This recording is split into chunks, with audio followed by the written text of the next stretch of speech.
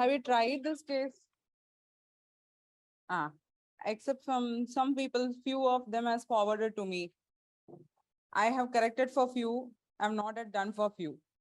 Now, please excuse me. I'll be doing in the evening. Okay. So it's good. Actually, I am seeing the improvement in the answers. That's why those who have not yet tried, please try to make an answer. Okay. Frame one.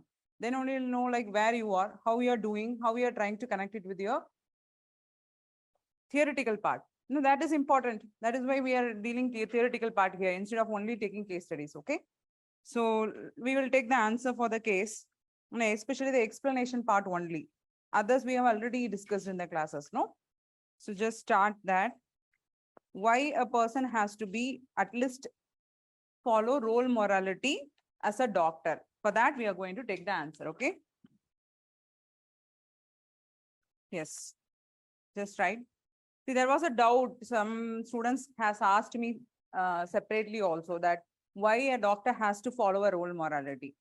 See, the thing is that the doctors has a professional code of standard, which they have to follow, which is equivalent to the role morality of a doctor.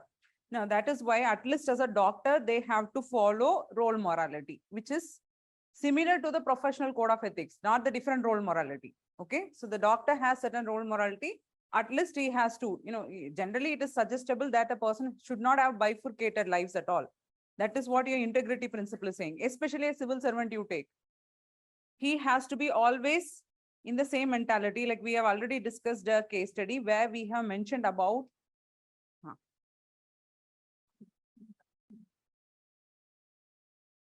happy. So in that case, I have mentioned that how a civil servant is behaving in his office, in his duty, and how he is behaving differently at home, in his personal life. So that is not acceptable because as a civil servant, you are in a trustable position in the society. And, there was one incident also, a civil servant fighting with the MLA. These people, how they behave. Politicians are totally different. They don't care at all. One time they will be without dresses, removing all the dress in the parliament itself and fighting, taking the chair, taking slippers and fighting. They don't, they forget just like that. But what about a civil servant? He is a intellectual, a person who is representing the nation to the people. So he has certain standard to be followed in his personal life also. In that case, we have to be very specific that he's not following a role morality. Again, as a husband, what is his role? His role is to care for his wife. But these people are not considering or giving importance to the soulmate, the partner. Okay, in that way, we have to represent the first case. But in this case, role morality is permissible, right? So we'll write it. Yes, it is permissible as a doctor. Just take answer for that question only. Because explanation, I am not satisfied with you people. When I saw the explanation for why you have to follow role morality, I want to give a better answer. So please take that. As a doctor, the role morality is ethically permissible. Where the role morality is ethically permissible. Okay, ethically permissible. Put a comma. Is anything good happened today? All are happy also. Huh? In the early morning, I always see very sad faces. Woke up very early. No, today very happy. Any holiday announced there? No? What is this? Huh? We can announce. No, next 2 days are holidays only. I'm announcing holidays. Saturday, Sunday, you need not come. Then come on Monday. I don't know about your New Year plan and all. I usually travel, but I don't know about here, what they are going to say. Let's see. So it's not permissible as a doctor. Is role morality, what I have said? Permissible as a doctor. And, where this role morality, has to be, has to be in line with the professional code of ethics. The professional code has to be in line with the professional code of ethics for a doctor. Okay, for a doctor. Now, in the bracket, you can write for the doctor, the profession, okay, doctor profession, because, put a full stop and write because the moral foundation, because the moral foundation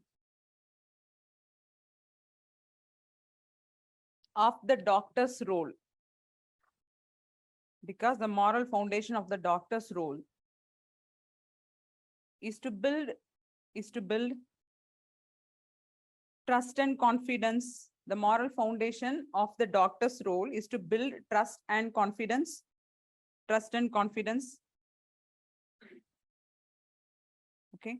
So in order to do this, in order to build the confidence, no? So in order to do this,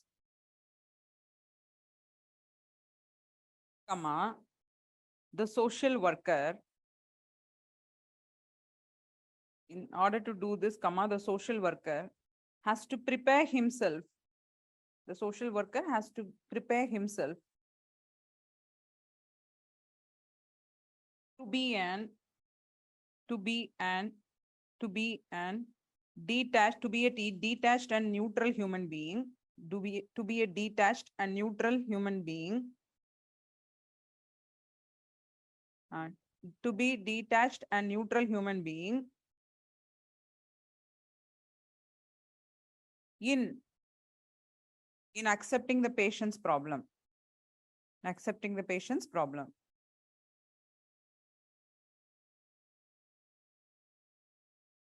So next paragraph. In this next paragraph. So after hearing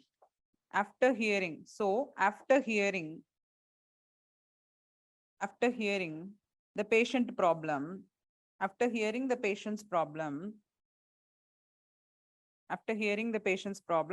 if the social worker is stepping down from his responsibility, underline that, stepping down from his responsibility. One is he has to build the trust. He has done it, and now the patient has opened up his mind. Now he's stepping down from his responsibility, which was shouldered on him, stepping down from his responsibility. So after hearing his problem, if the social worker is stepping down from his responsibility, which was shouldered on him,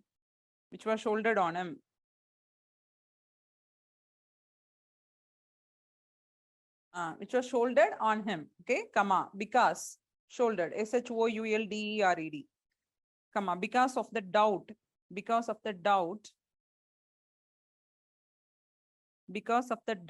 he has,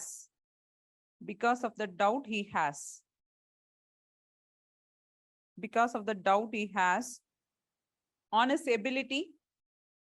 That is a problem now. Because of the doubt he has on his ability to deliver, the doubt he has on his ability to deliver objective services. Ability to deliver objective services. Then it gives rise to two questions. This is one way you can present your case study. Okay. So every time you need not follow the same pattern. So now we are going to see that pattern also. Deliver objective services, it gives rise to two questions. Okay. First, question number one. Online students, are you hearing me? I forgot. Have I on the mic? Are you hearing me? And my Yes, voice. ma'am. Okay, good. Thank God she's there. Usually what they do, they on the laptop, leave the place. No? Yeah. So give rise to two questions. Number one, whether the social worker is fit for his job.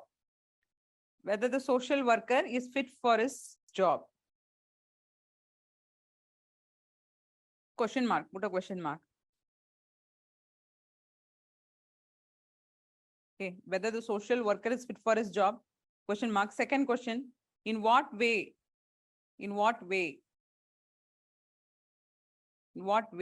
he earned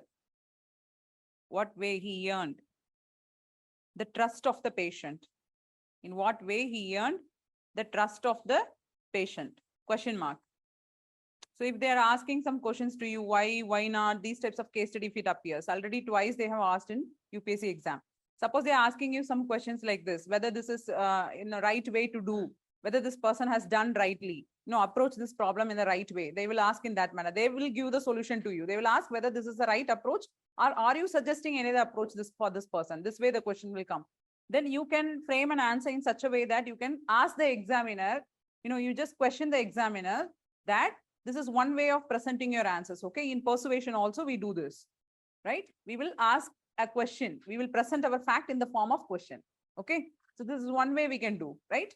So this is one pattern noted, right? When you're writing your answers, try to follow this pattern also. Okay. So then have you done this till this? Then you are going to answer for that also. Next paragraph. We cannot simply ask a question to the examiner and put up and leave a space there so that he can fill an answer for that. Huh? So then in the next paragraph, you write, if he is passing the buck to some other person, if the social worker, if the social worker is passing the buck to some other person, bug, B-U-G, bug, to some other person, then first thing here, the first thing here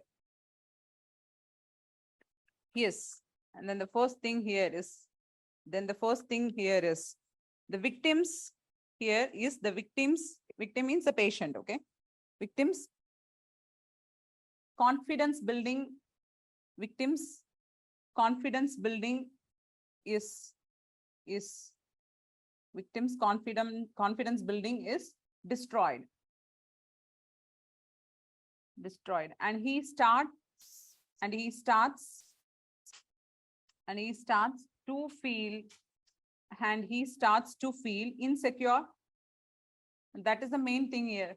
He starts to feel insecure. Okay. So that is very important for the job of a social worker. And he starts to feel insecure. So this makes that person unfit for the job. The job itself is mainly dwelling on trust building only. Okay. So if any counselor here, any counseling? No. Okay, good. To feel insecure. Secondly, the patient get into mental depression. Have you done till this? I missed out any point? No. Okay. Secondly, get into mental depression.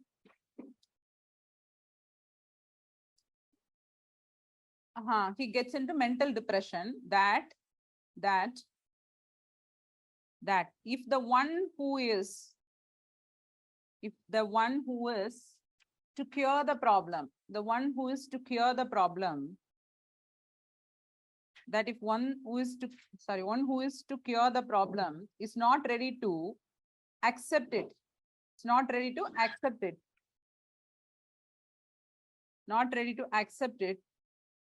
okay, then how the society will understand, is not ready to accept it, then how the society will understand his problem. So this is the way the person starts thinking and falls into depression. How the society will understand his problem. Okay, and he may opt for OPD, opt for a dreadful end. Okay, so he may attempt for suicide, something like that. So because he feels that even the doctor is not ready to understand his problem, then how come a family members will understand? They are from traditional mentality also. So dreadful end, full stop. Thirdly, there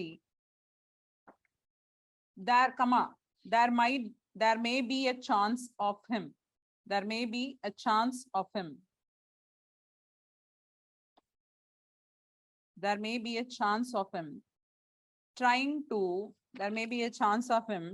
to maintain it as a secret.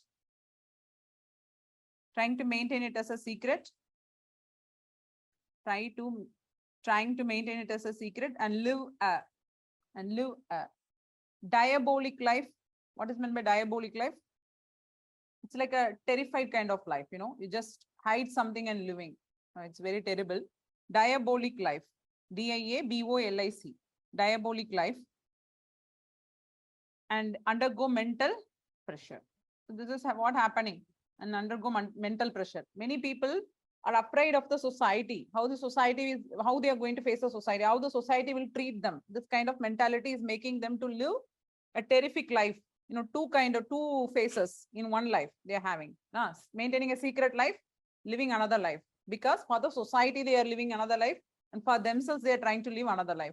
This is going to end in a misery. You know, so both the girl who has come believing, trusting him, and the family who has trusted him, and who is there, who is in love with this person, all are going to get affected because of this kind of life. Done. So, you know, there is a thing called recuse. You know, in judiciary, there is a term called recuse. Do you know that?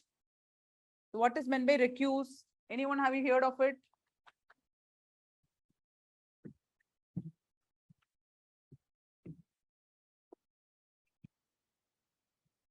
Recuse. After this, some classes are going on. After our class. No, they are having elephant size font. That is why I'm asking. Maybe there's some other classes going on here. Recuse means what? In judiciary, they use this term. Actually, this is some called as excuse me. Not some song. Excuse me. Strategy used by the judge. Now, if that persons who are convicted, who are charged of guilty, are related with this judge, bloodly related, maybe his son-in-law, son, daughter, someone like that, then the judge may excuse himself from delivering the judgment, because people may think that he is going to be in bias or prejudiced manner, he is going to deliver a judgment, even though he delivers it in the proper manner.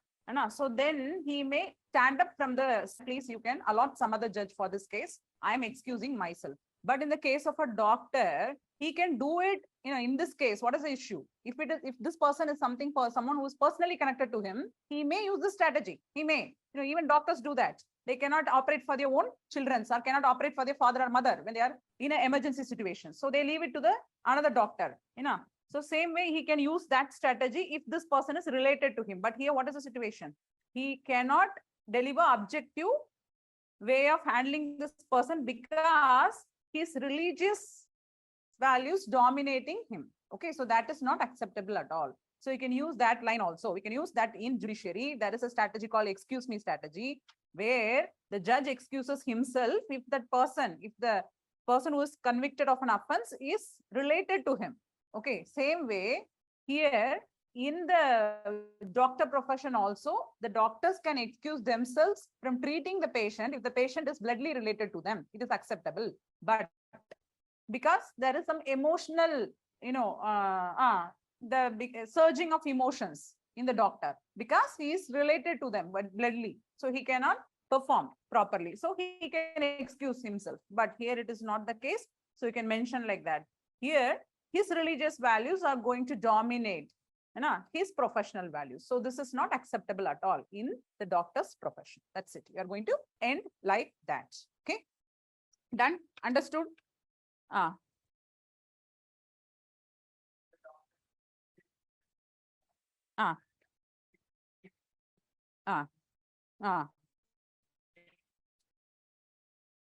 Yes. Yeah, it is not good for the patient. But see, if I am saying this is the case, I'm allowing you. Okay, fine. You know, you are not able to treat properly. So you decide. Then what happens? Tomorrow, if there is a person who comes, and not this doctor, you think of a doctor who has to give emergency treatment. Okay, that 1 hour, the golden hour we say. So he met with an accident. Now this person comes to him. He belongs to different community. So the doctor say, no. He's the one and only doctor who is sitting there. He can, you know, you cannot simply say that, see, my community values dominate my professional values, so I am not going to treat this person. He may, no, there is a possibility. No, he may say that, and he may relieve himself from that position. Even I know a doctor who belongs to one community, okay, in the place where we are residing. He was talking frankly to us when we invited him to our house. He said that, he's a friend of us. He's saying that, see, some person who comes from different community, no, there is community dominance is a lot. So he said that I will give mistreatment to them. I will just give different injections to them. So this kind of mentality is for them. It is already there. So if we are allowing these kind of excuses to them, what happens? They may end up in this manner only. So that's why we are saying, even though you have to rectify that problem, that is why you are in that profession. If we are wearing a coat, then it means that you're going to serve the people. One and only situation is that where your emotions cannot be controlled in certain situations. So there you can excuse yourself, because it is, you cannot perform in that situation, right? So you yourself will become a patient at that time, huh? Yes. A shivering hands. How will you take a knife and then you do operation for your child or your father or mother? You cannot. But in the other cases, you cannot. Okay, we cannot leave that. Then can you, have you completed this case? So we were in the second unit, no? So we'll continue with that. In the second unit, we have already started with the attitude. And we also said how attitudes get formed. So what are attitudes? What are the components of attitude? Any doubt in that? How attitudes are formed? So today we will be seeing what are those called functions of attitude. So in your syllabus, they will be mentioning only attitude, its component or function, like that the topic comes. Structure and functions of attitude, only that will be there. But you should also know how the attitudes are formed, okay? So we said that there are 3 components also. So do you remember that? What are those components? Yesterday class only we discussed. A cognitive, affective component. Yes. Affective component and behavioral component, no? So like this, we also saw different theories of formation of attitude. The cognitive foundation for formation. And emotional foundation. Yes. And there was one topic I left. You can also note it, semantic generalization. Semantic generalization is the topic. It also leads to formation of attitude in cognitive foundation.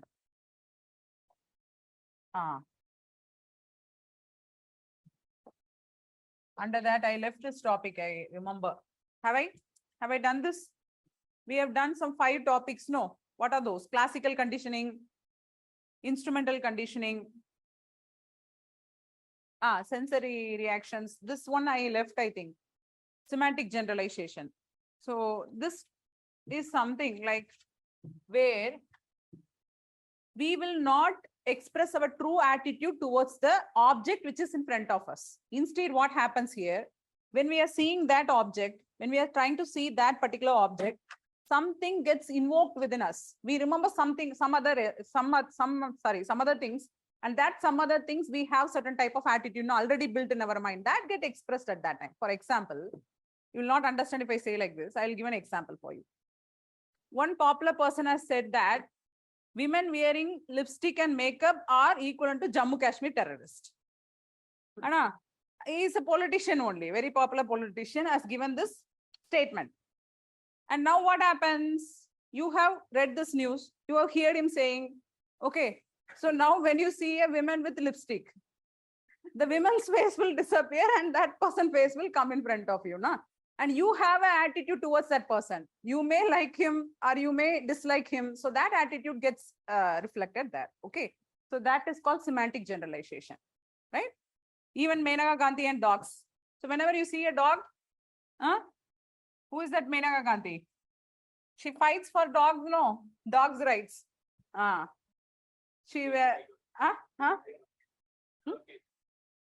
it's going, and then there a lot of cases will go.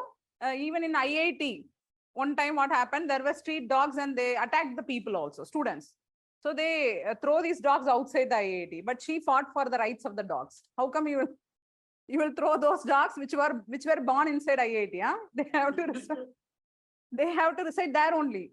So these types of things which we call a semantic generalization. For example, if I say lace, then what comes in your mind? For girls, sometimes pretty dresses comes in mind. For boys, shoes comes in mind. It differs. For girls also sometimes shoes. Lace. I'm talking about lace, L-A-C-E, not some other. Something related to lace will come in your mind, and there is a built-up of attitude which is already there for that particular thing, and then you remember that. Some people also open their eyes, see the board, listen to the ethics classes, but if I say some word, they will go to some other dreamland, and automatically their mouth will in smiley mode, but they are not present here. So because they have a positive attitude at that time. If they feel very sad and drooping faces, something odd might have happened, a negative attitude. So this is called semantic generalization. Okay, fine. So like this, I don't know about those who have not attended yesterday. Please take the notes from your friends. Now we'll see. I told that the types of attitude we have already seen: the positive, negative, dual attitude, the neutral, as well as the second attitude. There is another two more attitude which you have to see, which is called explicit and implicit attitude. This is very important.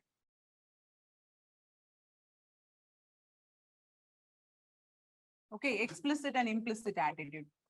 So before going into this, we have to know Mr. Sigmund Freud. Who is he?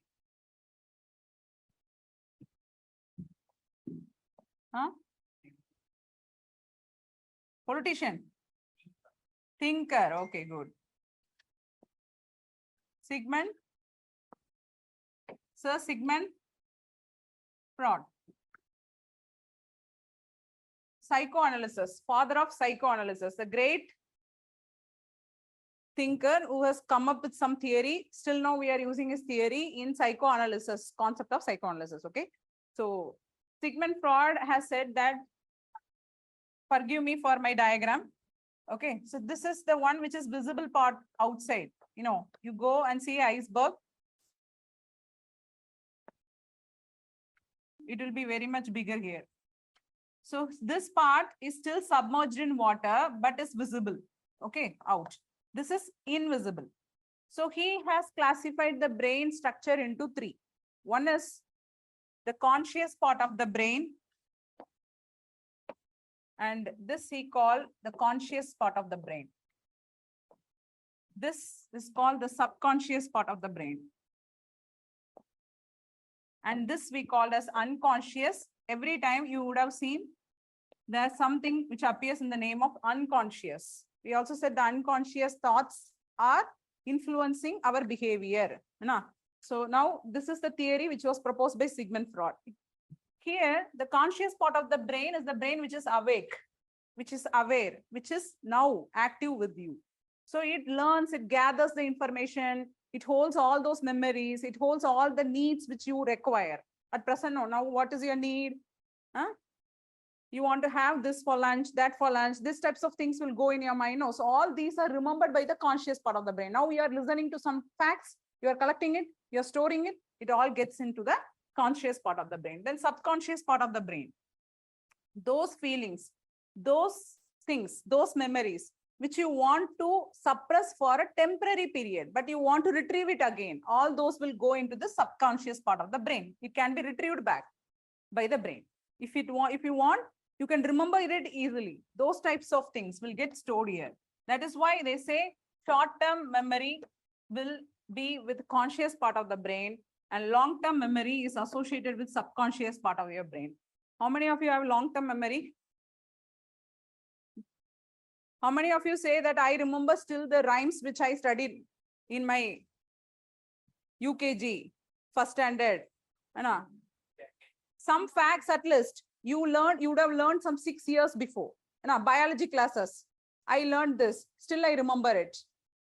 Still I remember the quotes I learned for C language in computer science. How many of you? Little bit, very good. Develop that habit. It's gift. Many of us don't have that. You will have a short-term memory. You will read immediately. 1 week you will remember it. Then you don't remember a word. Many people have this problem. That is why these people will study before 2 days before exams, because you are masters of short-term memory. But those who have that long-term memory don't have short-term memory. If you notice it, they will know, you will understand. Okay, there are certain people who will never ever forget what they learn and store it in the short-term memory. That is a very good habit, especially for UPSC. Then unconscious part of your brain. This is where your repressed feelings, your repressed memories, all the painful incidents which happened in your life, which you don't want to remember again, all this gets stored in your unconscious part of your brain. Okay.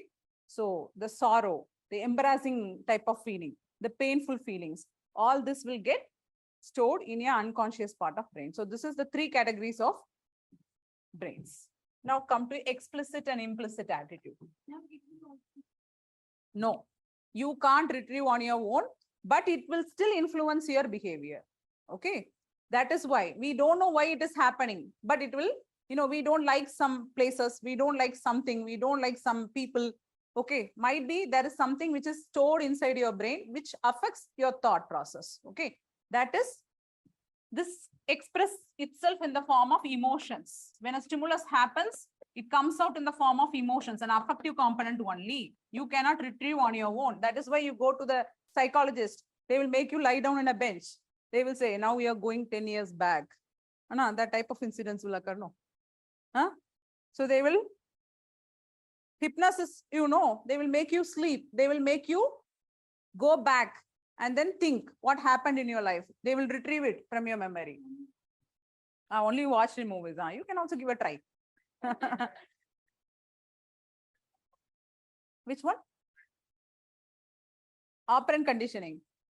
Why? If it is recently occurred, it will be there in your memory. If it has happened a long ago, when you are a very young child, something has happened. So your parents has punished you. Over the period, you don't remember it properly, but it gets stored there inside in your brain. Okay. Yes. Then, so now come to explicit and implicit attitude. So what is explicit attitude? Explicit attitude means these are the attitude which are called a self-reported attitude. Self-reported. Okay. They are formed because of very recent events, recent incidents which happened. Now, at present, something is happening for you. So that you remember it very well and you form an attitude towards it. For example, you are watching a movie, a very new movie which was shot recently. A new hero was introduced in that movie. So he has performed very well, very nicely. Now you remember this person cleanly. You have a very good attitude towards him. So when you are traveling somewhere and you happen to meet this person, you want to talk to him. I don't know what you will do. Each and every person has to has some type of mentality. Some want to appreciate him. Some want to go and take a photo with him. Some want to take a photo, autograph from him. So it depends on the person. Or some, smiles. That's it. But you remember that person. You remember that movie. You have a positive impact about that person. You show a positive attitude. So you are aware about it also. These are called as explicit attitude because your conscious part of your brain is inactive. Okay, where you remember that thing and your attitude forms accordingly. But you come for implicit attitude. This will also act in the form of implicit bias in many cases. In many problems, this is the problem. In many issues which happens in your life, this is the problem. Implicit bias. Why? Because these are the attitudes which cannot be retrieved by you or can be aware to come to your knowledge. But what happens? There will be something which evoke your emotions.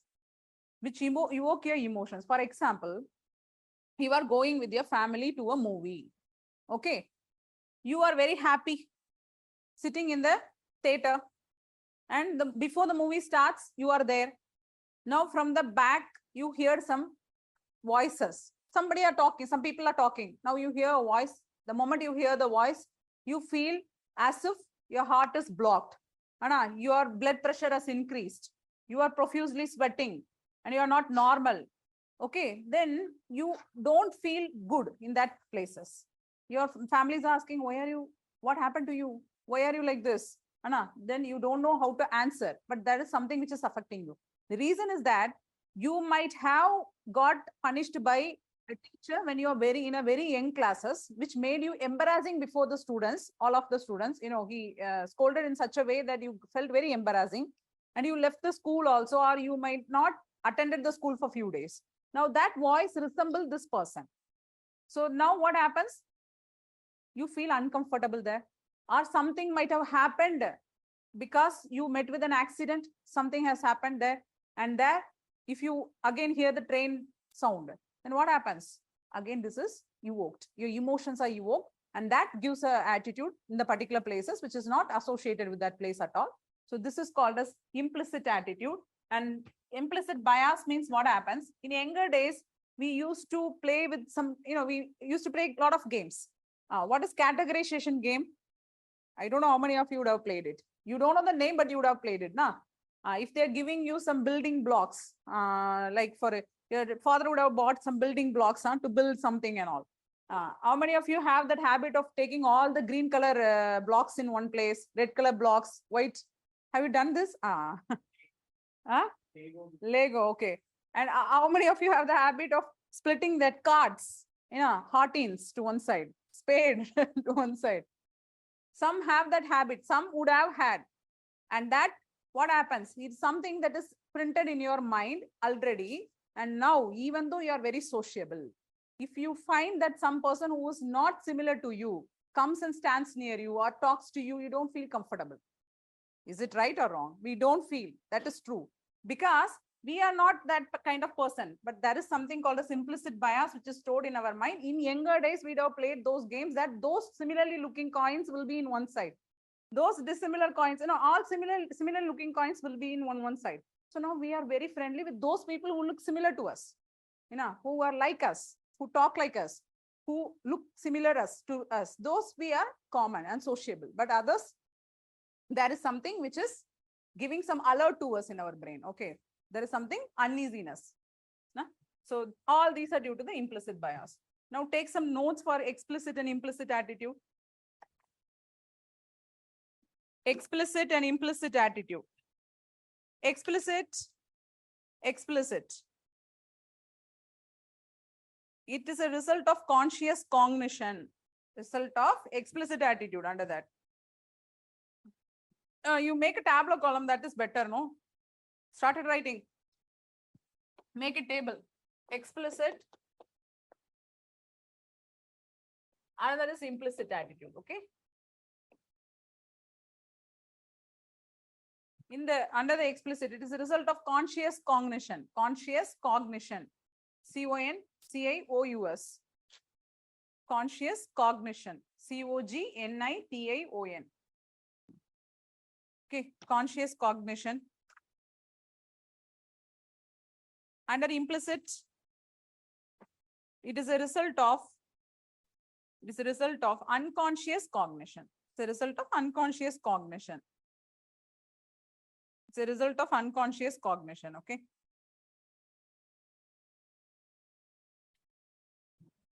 So under explicit, it is a result of, it is derived from, you write like that, it is derived from recent or more accessible events. It is derived from recent or more accessible event. Okay, derived from recent event or more accessible event. Implicit, they are derived from past memories. They are derived from past memories. Derived from past memories. Under the explicit, since it involves cognitive factors, under explicit, since it involves cognitive factors, more deliberate thinking is involved in it. More deliberate thinking is involved in it. Okay, more deliberate thinking is involved in it. Then under implicit, since it involves cognitive factors, more deliberate thinking is involved in it. Involved with this attitude, okay? More deliberate thinking. You are thinking and then you are exhibiting your attitude. Involved in it. There, under the implicit. Since cognitive part is absent, we do not deliberately think. Since cognitive part is absent, we do not deliberately think.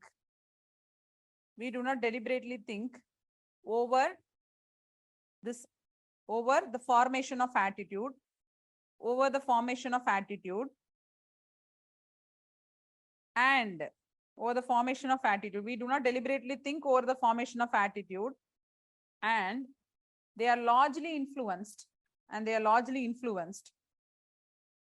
by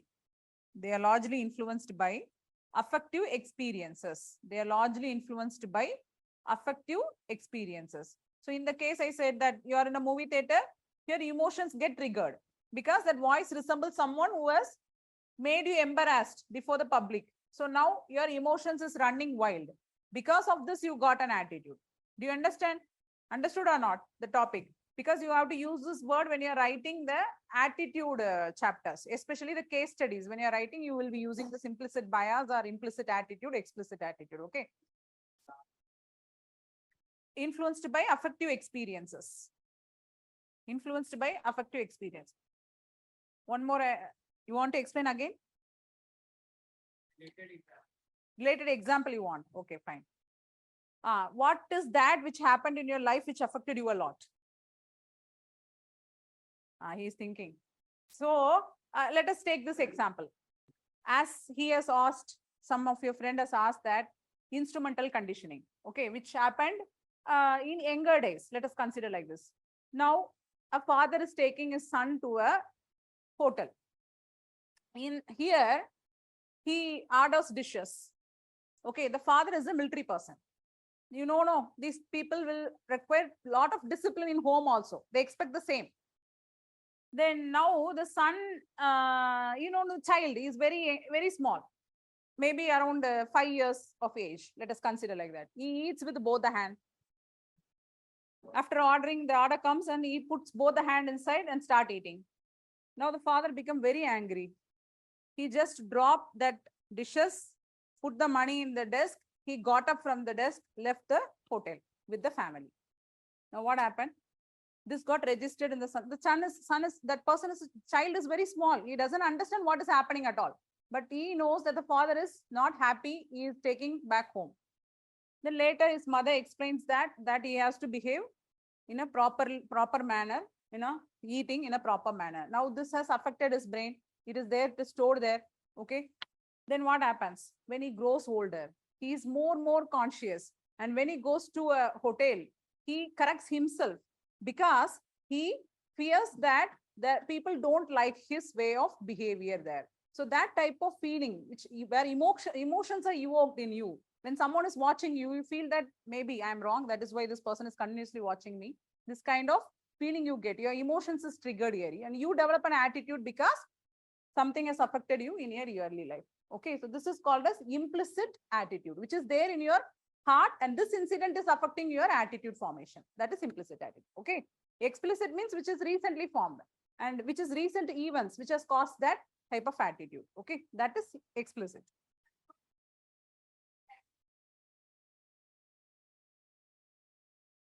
Why that is the reason I told you, because of your unconscious brain. So what you have to do, if you are continuously into this type of feeling, you have to approach a psychologist. That is better to relieve your pain. You can ask them. They will rectify the mistake.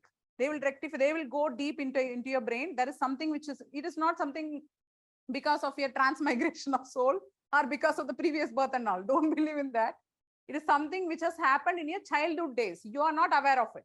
You might have forgot it, but some people has good memory. They remember what has happened, what happens, even if it is stored there, the pains, the repressions, everything which gets stored in your brain will be there. Some you will forget, some will be there. Some will be in your conscious part only. You remember every time, but something you will completely forget, but it affects your behavior. You don't know why, but you are sad sometimes. Maybe that's something, the place which is not good for you. Which is there, which you always see, which you always hear is there, which you don't like. Maybe that is the reason. Done. So now we'll go to the next topic. So still this, we have seen the types of attitudes, the formation of attitude. So please thorough the keywords. That is very important. Then we'll go to the functions of attitude. Functions. So what functions attitudes are trying to serve? For that, you can take a diagram. Please do this along with me. There are 5 functions we can note in attitude. Through attitude, what are those functions? Attitude, what functions attitude is going to serve? Okay, right? So first one, utilitarianism function.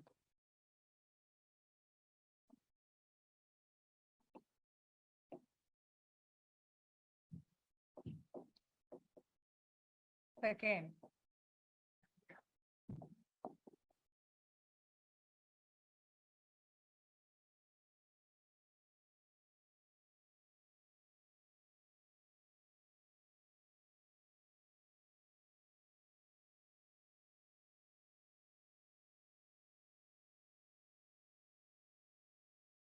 knowledge function.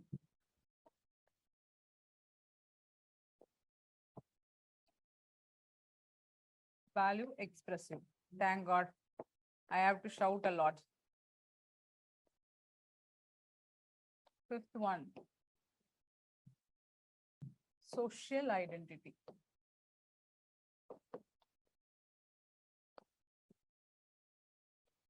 This I'm writing in short form, my friend, okay?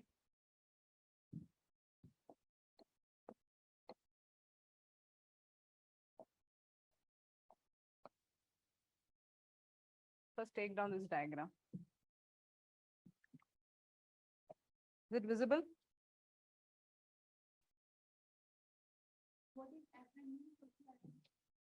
Function. I have written in short form.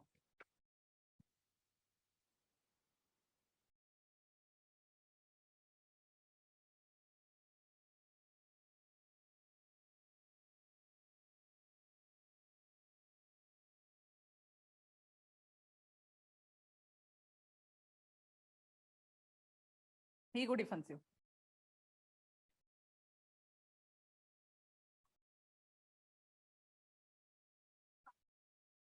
Shavit. SHAVITT. So he has given social identity function. Rest 4 is given by Katz. You'll find in any books, you'll find all the 4 functions, but this one is additional one. You can note it, okay? Given by Shavit.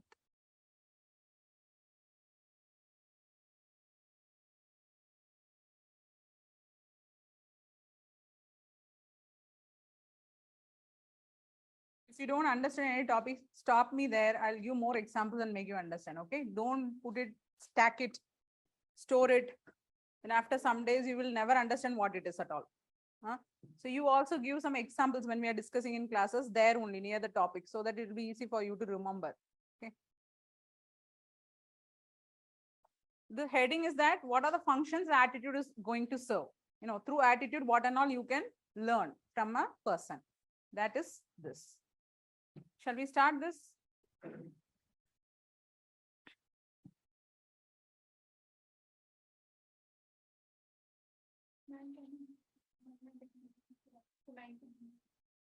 I'll do it.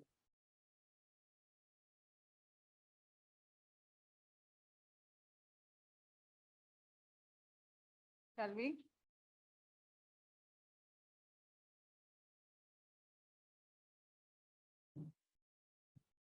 First one is utilitarianism function. What is that? According to this theory, now you know what is utilitarianism. We know that it is something which is called as, which is related to teleological ethics. No? If I say this word, what comes in your mind? Teleology or consequentialism will come in your mind. Utilitarianism, given by John Stuart Mill. But in this concept, utilitarianism means that Katz is saying if a person is developing positive attitude towards something, okay, that means there is some use of that object towards to this person. That's why he is developing a positive attitude. There is some usage of that particular object to this person. Okay, so he naturally develops a positive attitude. This is human tendency. Or he has a pleasant experience with that person, so he develops a positive attitude. So that is called utilitarianism function. So if a person is showing positive attitude towards something, then that object may be useful to this person in some way, or that person may give a pleasant experience to this person. That is why this utilitarianism function is saying that they develop positive attitude towards those which are useful or pleasant. Okay. And negative attitude towards those which are not useful and not pleasant. That's why a lot of divorces are happening. No, after some time, the pleasant experience becomes unpleasant experience. No, wife continuously talking, giving advice, giving orders. Then what happens? Life turns sour. Then there will be some pleasant experience next door. So utilitarianism function. Positive signal there, negative signal inside the family.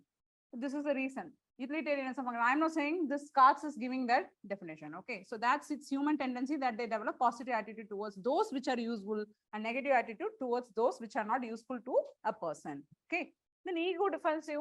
How will you learn ego defensive function? There are some harsh realities which we try to hide in our life. We don't want to be known by other person. There are something true about us which we have to hide. You know, in that cases, attitude helps us. How? In the three ways. One is denial. I can say denial. Second, rationalization. Okay, rationalization. And third is sublimation or projection. Sublimation. Please note this. I will not give in definition. Sublimation or projection. Only these three words. Note and keep below. Ego defensive. So what happens? In order to hide the truth of you, in order to hide the harsh realities of you, okay, you try to behave in a different manner. So that can be easily understood by other people. For example, how many of you have this experience in a small, when you are younger, you know, you'll not do it now. I don't know how many of you are still doing it. And when you are a very young child, you're playing with other people. You are about to lose. Card game, carom game, chess game, what you will do? You will destroy everything. You will remove that plate. Now give mine, it is mine. I'm running. So no. If it is like cricket, you just ask no, it is not accepted. Again throw the ball. Again stump out. Again throw the ball. We try to do it denying our failure. Denial. We are denying our failure. Still we have that habit, even we are grown up. But we do it in a different way. We cannot say, no, this is fake. This cannot be accepted. See, one of the known student, very known to us. Even I used to say, see, I am sharing your stories with my students. He say, yeah, madam, do it. Because he used to study with us, okay? This person, we have a habit. Like my husband used to, when I was studying, he used to take me to various states to apply for prelims and all. Because after attending prelims, we can roam inside the state and visit various places. No, so we used to do that. One time we went to Odisha, right? So along with us, our students also used to travel. We used to take them also. This person, after attending the prelims, he's talking to his home in front of us only. He did not perform the test well. Okay. Now he knows he is going to fail. Right. His father is a DFO. He calls to him. He asks, son, how did you did the test? Then he started crying. Father, I traveled over flight. I was traveling 2 days before on flight. I forgot everything what I studied. The father also believed it. That is the wonder. So traveling from that place to another place makes me forget everything. This is a kind of denial you're doing. You're not ready to accept your failure. It is your fault. You would have forgot something because you have not done it in the proper way. You have not revised it. But what you're doing, you are just trying to say something in order to match up your failure. Denial. Okay. Rationalization, where it happens. We already discussed about the supermarket example. Do you remember? Mother taking child to supermarket. Now child saw the sweet chocolate. Mother don't hesitant to buy it, but child demands he wanted. Now everybody is watching. Even some uncles will approach. Come on, beta, I will buy chocolate for you. Or some aunties come voluntarily buying chocolate to the child. Now mother gets very angry now. What she do? Beat the child there only. Left and right. Roasting like a peanut. taking to the car. Now some aunties or some nannies standing there. Why are you beating the child like this? You are a woman. Why are you doing like this? Then mother says that you don't know anything about the child. If I don't punish him now, he will behave like this only. He will grow up like this only. The thing is rationalizing your fault. You have done a fault.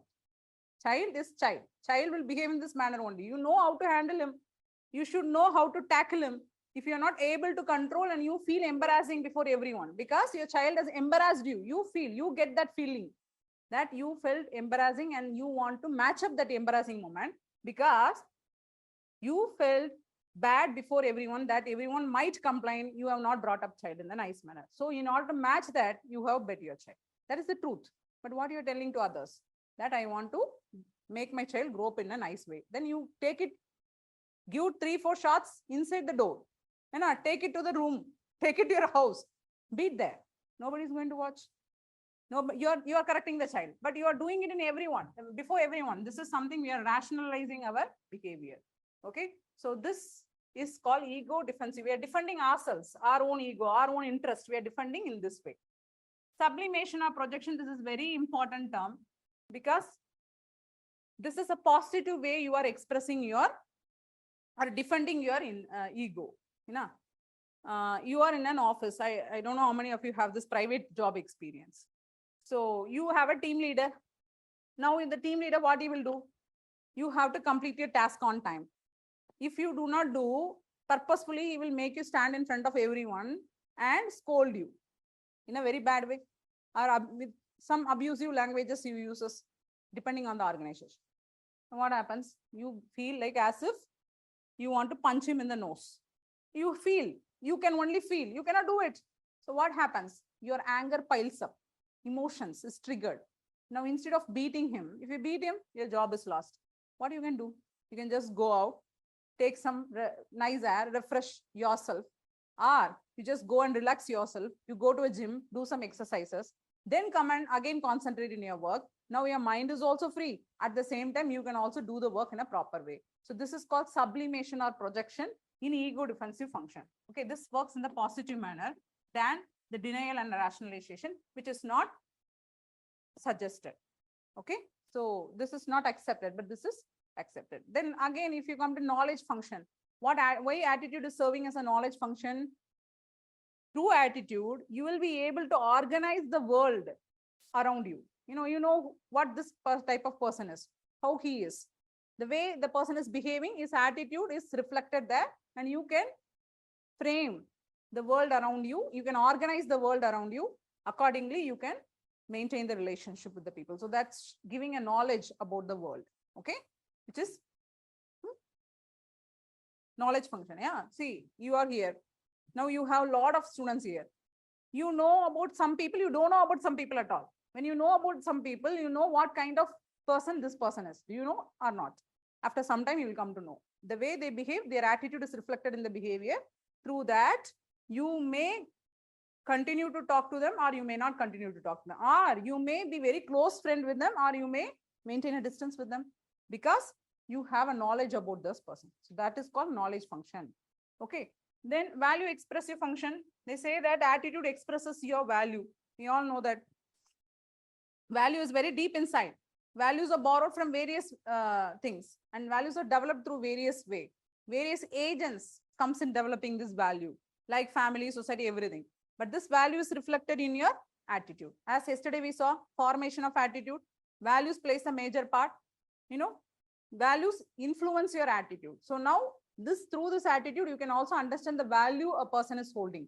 For example, if a person is respecting the elders, even we can easily understand the way they are behaving. When a teacher is walking, if a student is trying to move and stand, just giving a way to a teacher, because even they should not block the way, or they should not mistakenly cross the teacher's path. That mind is reflected there. What type of respect this person is having for a teacher. On the other hand, if they are simply shouting and standing and blocking, and the teacher has to ask, excuse me, please, excuse me, for several times, then they have to go through that way. So these are the ways that, they can easily understand the mentality of the person, the attitude, which we call as attitude. That is something, the value which is reflected there, the value which they have brought up, how the family has brought up that person, that is reflected there. Okay. Then social identity, which was given by Shavit, is more or less similar to value expressive only. We cannot differentiate it easily, but there is a slight difference in the social identity and value expressive. For example, going to library. There are two kinds of people. Not that library where books are stored. Nowadays, they're creating some library where you can go and sit. I don't know whether that culture has spread here or not. You go to Rajendra Nagar and Karol Bagh, Everywhere, academy is there or not, libraries will be there. So what happened? Some people go to library to study. I have seen, because we ourselves had opened one for freely for the students. They used to come, even some people will hand over the key. They will sleep there only, continuously study, got into service, Agmut cadre. Before year, he went into Agmut cadre. Okay, so that type of mentality, people are there, that they cannot, if they sit in the home, they will sleep. If they sit in the home, they will unnecessarily talk with some person. They come to the library. Library, you have to maintain a silence. But there is another kind of people also. For society's sake, social identity purpose, that is value expressive. You go to the library and you study, that is your value. Okay, but here social identity means in order to identify yourself with that society. See, I am also a UPSC student. Putting a dirty bag, dirty dresses, this much big beard. I am also UPSC student. I'm going to library. Going inside the library, putting a bag inside in the seat, coming out. Standing at the door, continuously chatting. Then continuously talking, going for tea. Then lunch will arrive, going for lunch. Then coming back, again talking, sitting 1 hour inside, going home. That's it. For what purpose you are going? Identity. Because others has to identify yourself as a very serious student. See here, he has not even washed his clothes, not even changed the dirty bag. He's the best student here. So that type of mentality is called social identity function. You take some definition for all these things, then you'll move to the next topic. Utilitarianism function. Have you understood? Do you have doubt in any topics, any of this? In this way, attitude is helping to identify many things from the people and organize the people. Sublimation. Sublimation means, see, like the way you're projecting your, interest in some other thing. For example, so suppose you're angry on someone, instead of attacking them, or instead of speaking something which is not to be spoken. That is the main problem for us. When we are angry, we open our mouth, we split words which cannot be taken back. So this will create strain in the relationship. Instead, what you can do, if you are in your home, with your family members, now you are angry, you are very much feeling that you have to scold them. Now, instead of doing that, you can just stay calm, go watch a movie, or do your work. If you are angry, you will do 100 times better. Have you ever tried? When you are angry, you just go and sit and study. I'm really saying, because I used to do that. If you are angry, you just go and project your anger in some other thing. Instead of lifting one bed, you can lift 2 beds with hands. Because you are in that much pressure. You have to beat the person. Instead of blood coming from both sides, you beat him, he beat you. Instead of doing that, we are the one who is very weak is going to suffer more. So instead of that, we can just project it in some other way in the positive manner, relax sometime, come back, and then talk to them. See, what you did is wrong. I don't want to talk at that time. Now your anger is subsidized. Now you talk. You will talk in a pleasant way, like a parrot. If a person is.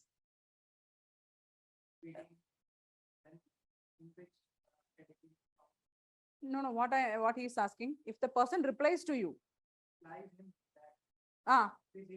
after some time,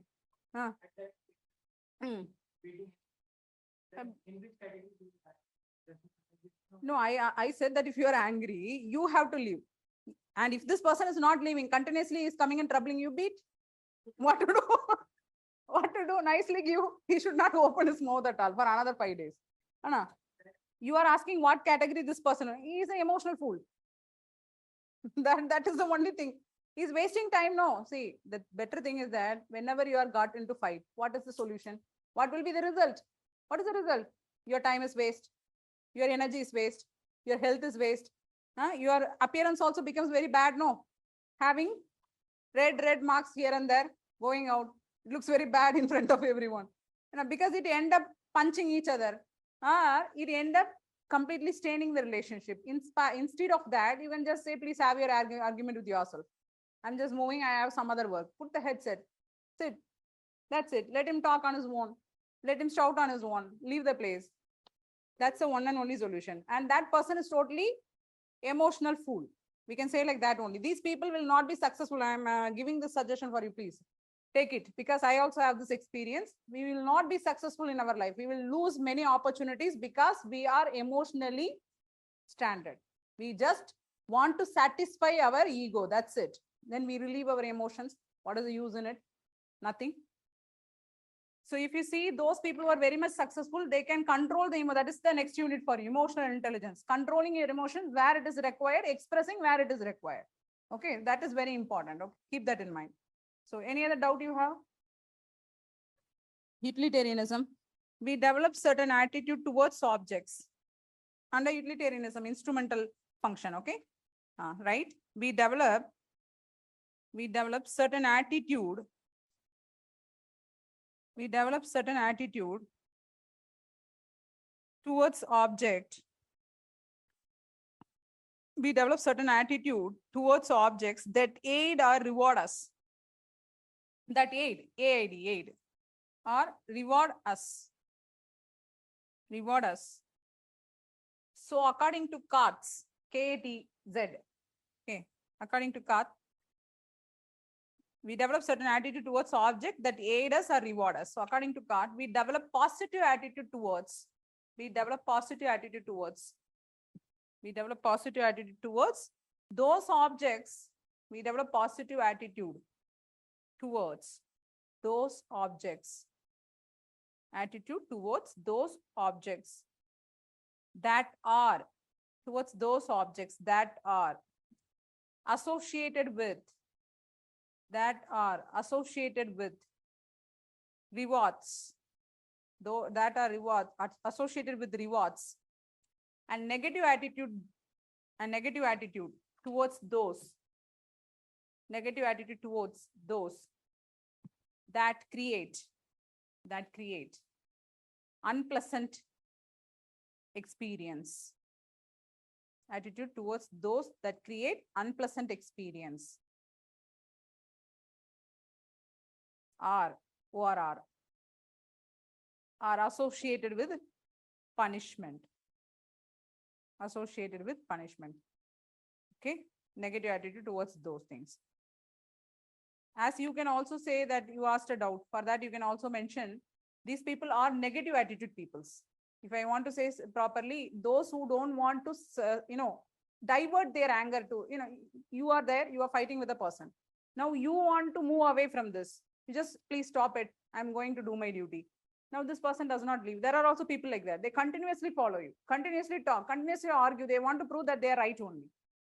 These types of people also exist. That means they are negative attitude people, totally. They want to only satisfy their own ego. They are inferior, they have that inferior feeling. They are not confident in themselves. Okay. What you should do, you should take them to the doctor. If this continues persistently, if it continues, yeah, really, they are under the starting stage of hysteria. Sicken attitude, which we saw, no, sicken attitude. If they are okay, no, for sometimes they are arguing, they leave the place. It's a habit. They are negative attitude people. We cannot do anything. We have to change the way we advise them. We can call. After some time, we can call and talk. See, this is not good for your health. This is not good for our relationship also. Some places, the husband used to tell the wife. Some places, wife used to tell the husband. It goes smoothly. After some time, they realize it.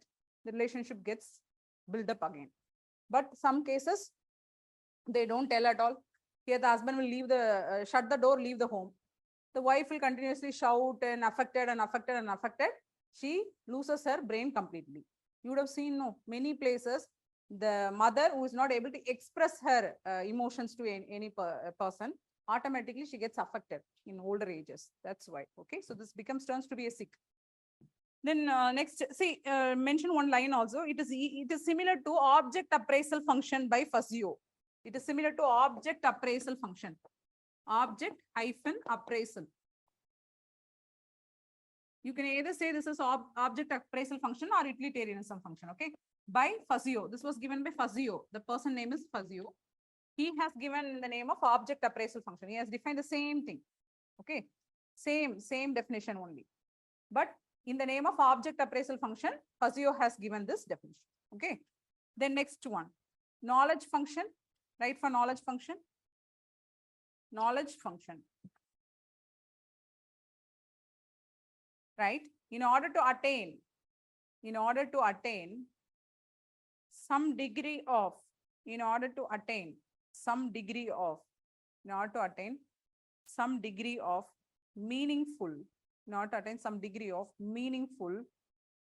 comma stable, not attain some degree of meaningful, comma stable, comma clear, stable, comma clear, and organized view, stable, comma clear, an organized view of the world,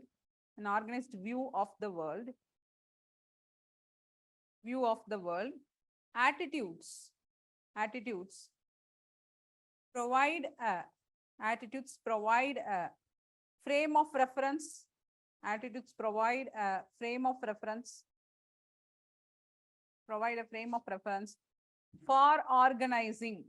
for organizing our world, provide a frame of reference for organizing our world, so that it makes sense, full stop, using such cognitive perspective,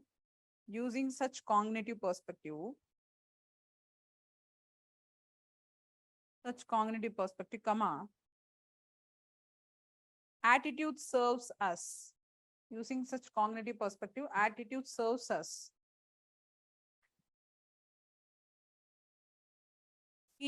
schemes, attitude serves us schemas,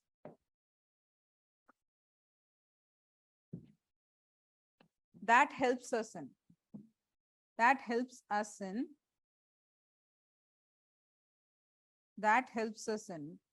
organizing, and interpreting,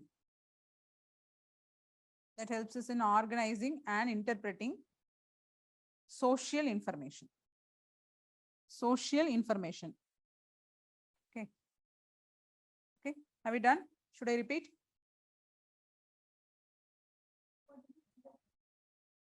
It's like a plan, you can say, an organized plan. Okay. Done? Have you written? It's like a roadmap you can consider. Huh? Ego defensive function. Write that also. Ego hyphen defensive function.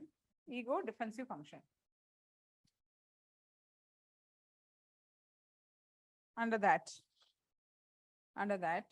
some attitudes serves to protect us. Serves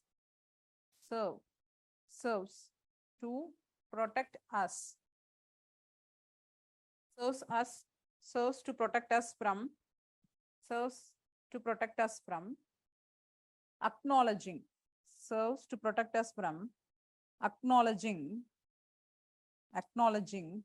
basic truth about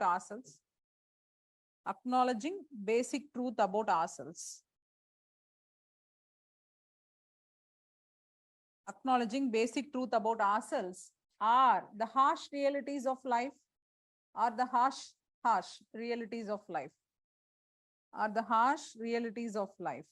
full stop.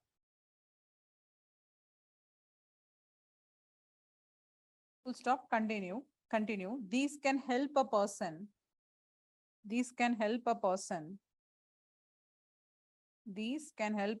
cope with,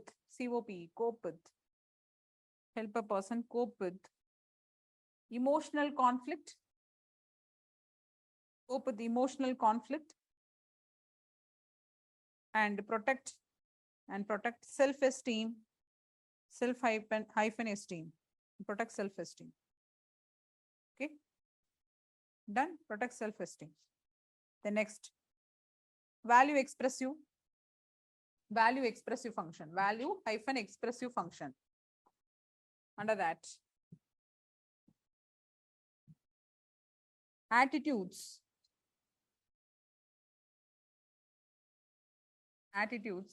shows SHOWS. So who we are, and what we stand for. Who we are and what we stand for. Okay. Full stop. What we stand for. Full stop. Hence, they stand to demonstrate. Hence, they stand to demonstrate. Hence, they stand to demonstrate. Stand to demonstrate one's self-image. Demonstrate one's self-image to others. One's self-image to others. And to express our basic values. And to express our basic values. Okay. Social identity. Social identity function. Under that, it refers to the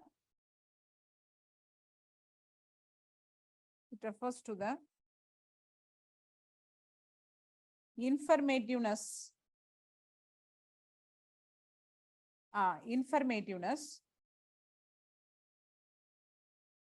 Informativeness of attitudes for person's impressions. Attitudes for person's impressions on the society. For person's impressions on the society. Okay.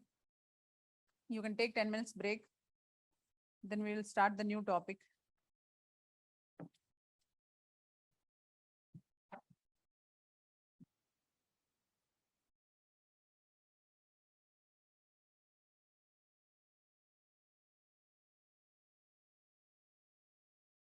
It also happens. Because of that also we do. But it's not our value. It is something we do for some other person to impress the society. Okay, we do like that. I impress the group, not as you said, the peer group.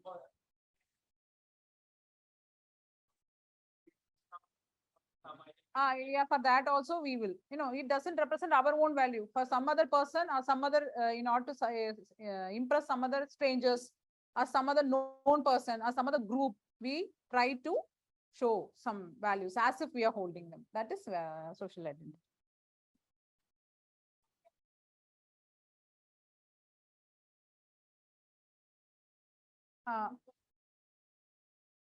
It is not only fault. Sometimes we are not at fault. Sometimes we are not at fault and we feel that we are unjustified in this situation because someone is simply pointing the fingers to us. Then there comes anger automatically. But there is some situation where you cannot express it properly. If it is the closed ones, you can say that, the wrong is not at my side, but you cannot express it to your boss.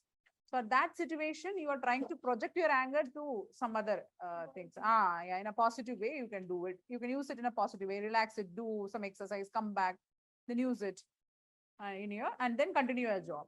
Okay. And even if it is the wrong is from our side also, some people try to use this method, sublimation or projection. They don't want unnecessary arguments because they know the other person very well. Instead of just making or proving themselves to them, they just leave the place and they concentrate in some other work. So they use it in the positive way. So that is sublimation. Mehar is here. You are Mehar, no? See, there is some corrections in your answers.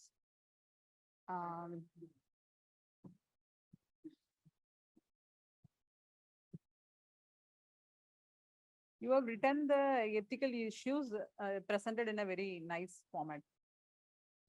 So not more than points like this can be presented. So you have done a 360-degree view in that. So keep it up, very nice. But come here, come closer. See this? Is it right?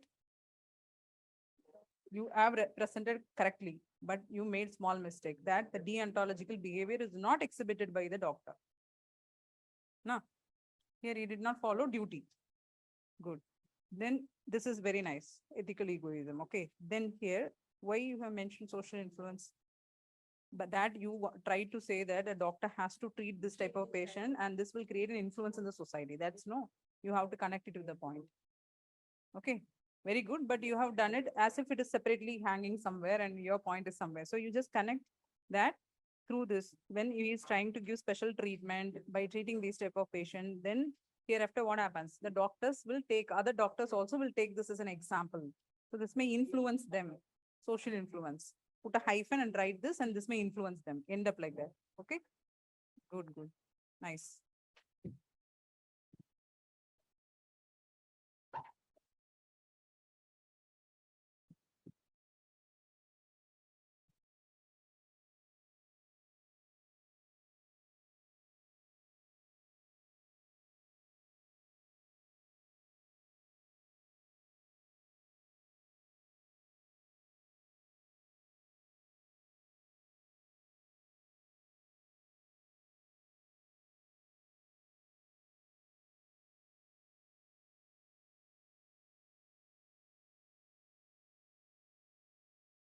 I have my NGO. Yeah, we have in Delhi also. Yeah, you can join. Actually, now I am not maintaining now I'm not maintaining the site. I there is something which I have to add up, so it is in maintenance. Otherwise, that we have a site, and I have a site. You can just go and log in that lsgroups.org. lsgroups.org. So that's a family business. So we all have that, and ours is an education field. So lsgroups.org is the site. You can just log in and check. So there also I have a separate section for NGO.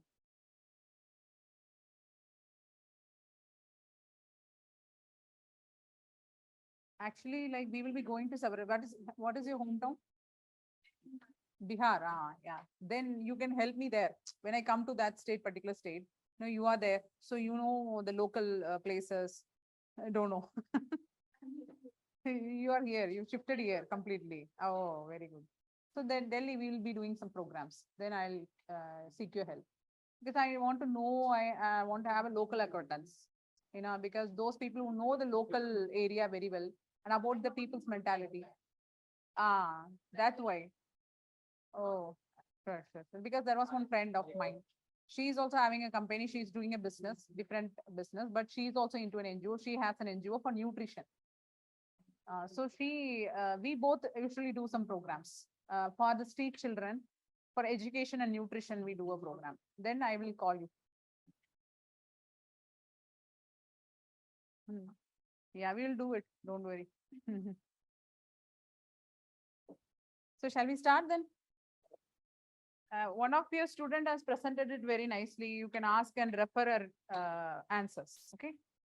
This is how you have to connect the keywords with your answers. She tried her best. Now only she is starting to write. Then she may improve in the future. Just have for your idea how she has presented that answer. You can just take it from her, refer it. Okay. Fine.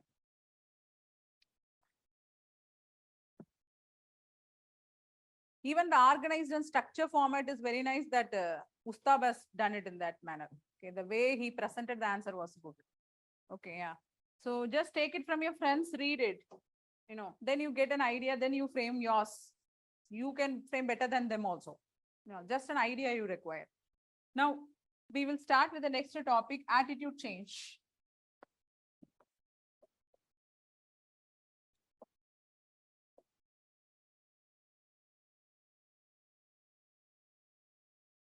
Can we change the attitude?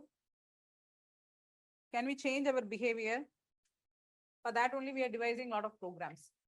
So that and all is targeted towards our attitude only. We are actually focusing on the attitude change. That is something called as behavior change.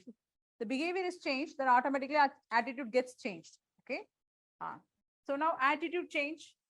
There are two types of attitude change. One is congruent change. And the other is incongruent change.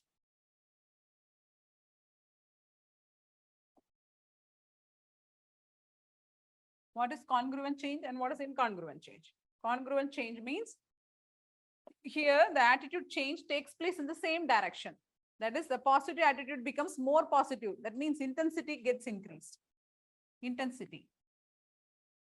Okay, the strength. Positive attitude becomes more positive, negative attitude becomes more negative. That is congruent change. And incongruent change means it takes place in the opposite direction. Okay. So this takes place in the opposite direction. That means positive becomes negative and negative becomes positive. There are two types of changes that can take place in attitude. One, it takes place in the same direction. Okay. So through our activities, we are trying to increase the intensity of the attitude which they possess. But sometimes it takes place in the incongruent way. Positive becomes negative or negative becomes positive. So far we have studied a lot of theories. Huh? Yes. Now you are going to help me. So what are those theories which can bring attitude change? Now we studied formation of attitude. So you are going to give the one by one. You are going to write that. Have you done this? Over? No. Shall I move this? Yes. Just write small one sentence only nearby that. Congruent change means it takes place in the same direction. Incongruent means in the opposite direction of holding the attitude. Now, here is that support attitude change. So he started with what the topic you said? Some student has given some answer. What was that? Instrumental conditioning. First one. Or you can draw some diagram of flowchart type. You can write. First, instrumental conditioning. Why you say instrumental conditioning is helping in changing the attitude? Not the topic only. You have to say why.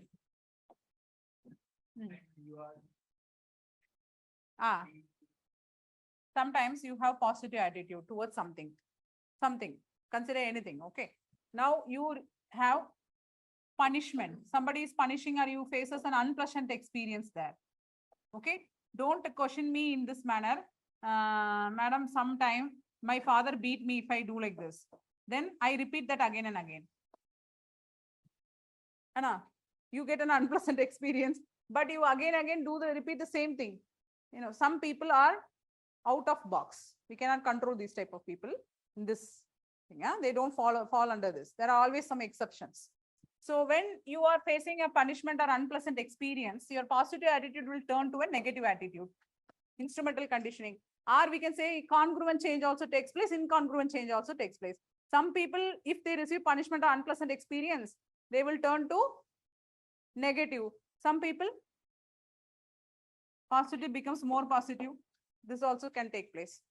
You know, after receiving punishment also, they want to show who, see, you are beating me. Let me show who I am. Now I will repeat this again and again.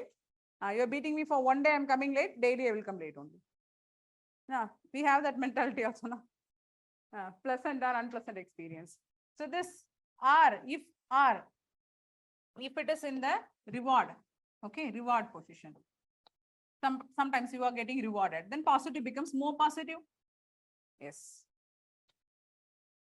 So both congruent and incongruent change takes place. And that's why we are saying this is attitude change theory, instrumental conditioning. Any other theory? Pavlovian conditioning. Yes. Then why you are saying Pavlovian conditioning? Written. Have you written this? Oh, please take it.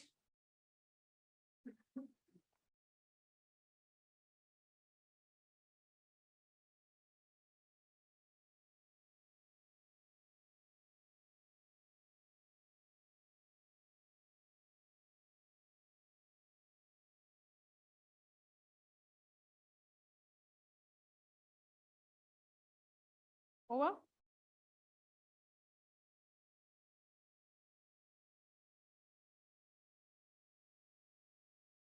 Right, according to your understanding, okay? Then second one. Shall we move? Okay, right.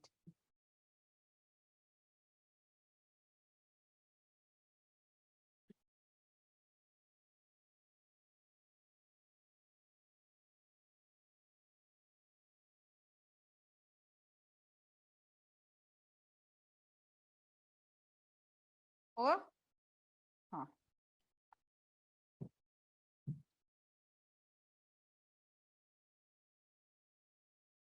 Second, another friend has given an answer, Pavlovian conditioning. Why? Why you are saying Pavlovian conditioning?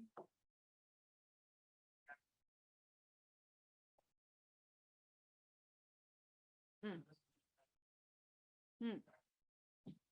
First, we have zero attitude towards it. Hmm? Then, because of some unconditional stimulus acting along with this. Okay, unconditional stimulus.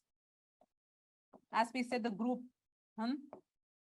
So now our attitude gets changed, either in the positive way or in the negative way. Even sometimes you may not have a negative attitude. You may already formed attitude. Either it can be a positive or negative attitude. Again, here, there is a conditioned stimulus which comes and acts and then changes the way you think also. So here also it takes congruent change or incongruent change can take place.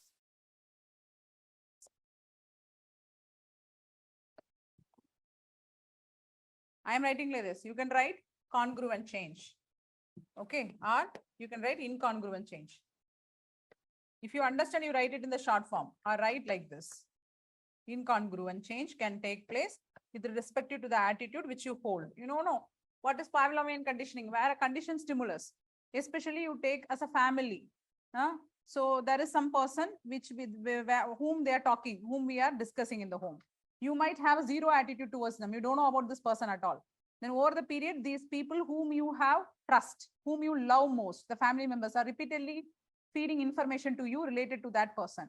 Then what happens? You develop, if they're feeding a good information, you will develop a positive attitude without knowing that person. If they're developing, very bad things about it, especially an auntie who's residing in America or London or somewhere. They are not here in India. You have not seen them. So from the birth, okay, she is not coming to India because she got love marriage. She left the home. Now, if the father is talking bad about this lady, the auntie of your family, you will develop negative attitude. On the other hand, if he is saying good things about her, then what happens? You are fond of her, no, positive attitude, but you never encountered with her. So this is something a conditioned stimulus is doing. And because of this, your attitude gets developed. Or sometimes you may develop a positive or negative attitude about your neighbors. Already you have an idea. But now your family members are repeatedly saying something. If they're saying good, then if you're having positive attitude, change gets strengthened. If you're having a negative attitude, it turns to a positive attitude if they're saying good things. Or if you're having positive attitude, it changes to a negative attitude. Like this, your attitude changes. Got it? Understood? No? Anybody having doubt? No, because this you will write for case study. When you're writing a case study, when you're writing persuasion and social influence, you will use these terms there. Okay, that's why I'm asking. Yes. Done? No, written. I'm changing. Next, any other theory? A role play. Why role play? Someone taking the role of some other person. So now previously he had a positive or negative attitude. Okay. For example, he might have come from a traditional family. The family where male domination is higher. So here male chauvinism, where patriarchal mentality is high. He is brought up in such a manner only. Now he is studying in a school or in a college where he is asked to play a drama, a kind of street play, where awareness is generated about the gender discrimination, that how girls are discriminated in the society, even in food. So now there is some awareness which is created to him. His attitude gets changed. So his behavior gets changed. So role play also changes the previously held positive attitude or negative attitude in a opposite manner. Okay. So we can say incongruent change. Incongruent change. In very rare cases, it happens in the same manner. Congruent change. Anna. We are trying to change the attitude of a person here. So previously, if he is having a positive attitude, it may change to a negative attitude. If he is having a negative attitude, it may change to a positive attitude. Any other theory? Louder. Cognitive dissonance theory. Very good. Why cognitive dissonance theory?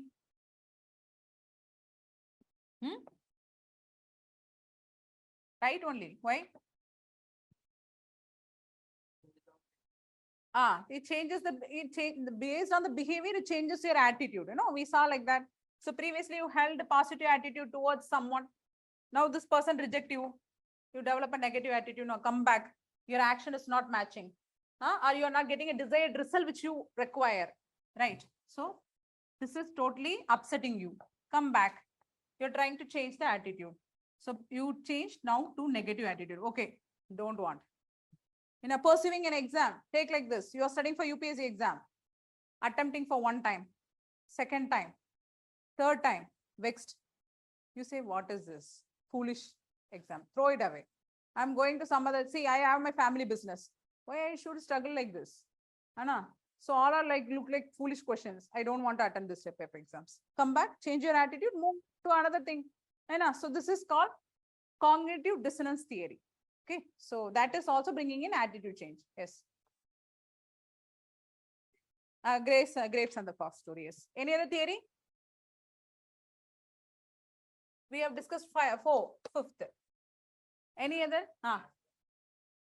Our needs hierarchy theory. How it is going to bring in change in attitude?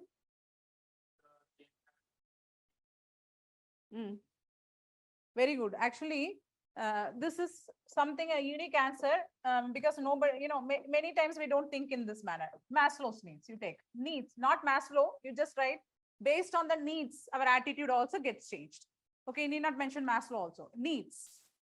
Based on the needs. Why needs is making to change the attitude? As he has said, previously this person might have follow some of the value system which is taught by the family.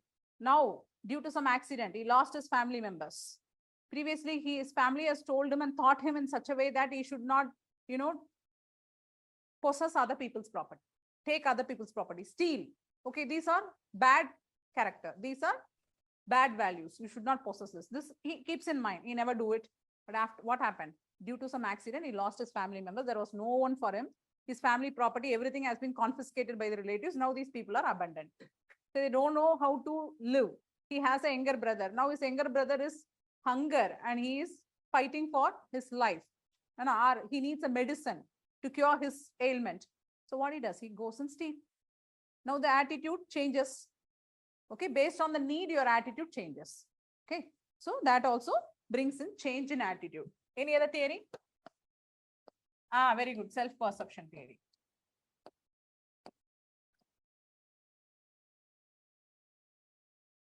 Previously, you may have a neutral attitude. That means attitude gets formed. But if you have a positive or negative attitude, then after you encounter that person, you may have seen, you may have heard, you may have developed some attitude about that person. Then after interacting with them, after communicating with them, from your behavior, you realize that this is totally wrong, okay, from your behavior, and you try to change that attitude. Either congruent change can take place or incongruent change can take place. Why I am saying this? Yes? Both changes can take place. Why? Suppose you would have heard something good about that person. Now this person comes and communicate with you. If that behavior is not good, you don't like it, then you thought that, oh, I have understood wrongly about this person. He is not a good person. Negative attitude, incongruent change of attitude. Or sometimes you have a positive attitude about that person already. Now, after talking to him, you get more pleasant feeling. So yeah, what I thought is right. And you have the attitude strengthens more. Then what is this? It is congruent change. Okay. So both can take place here. Then any other theories? Someone? What are the theories? Go back, refer and tell.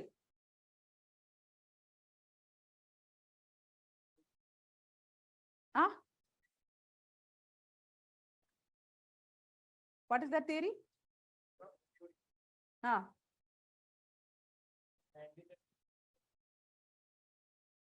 Mandatory social.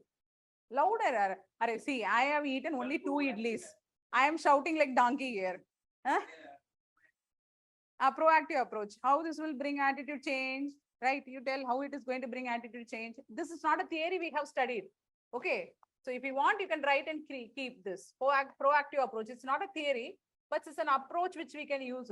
Okay. Yes. How proactive approach is going to bring.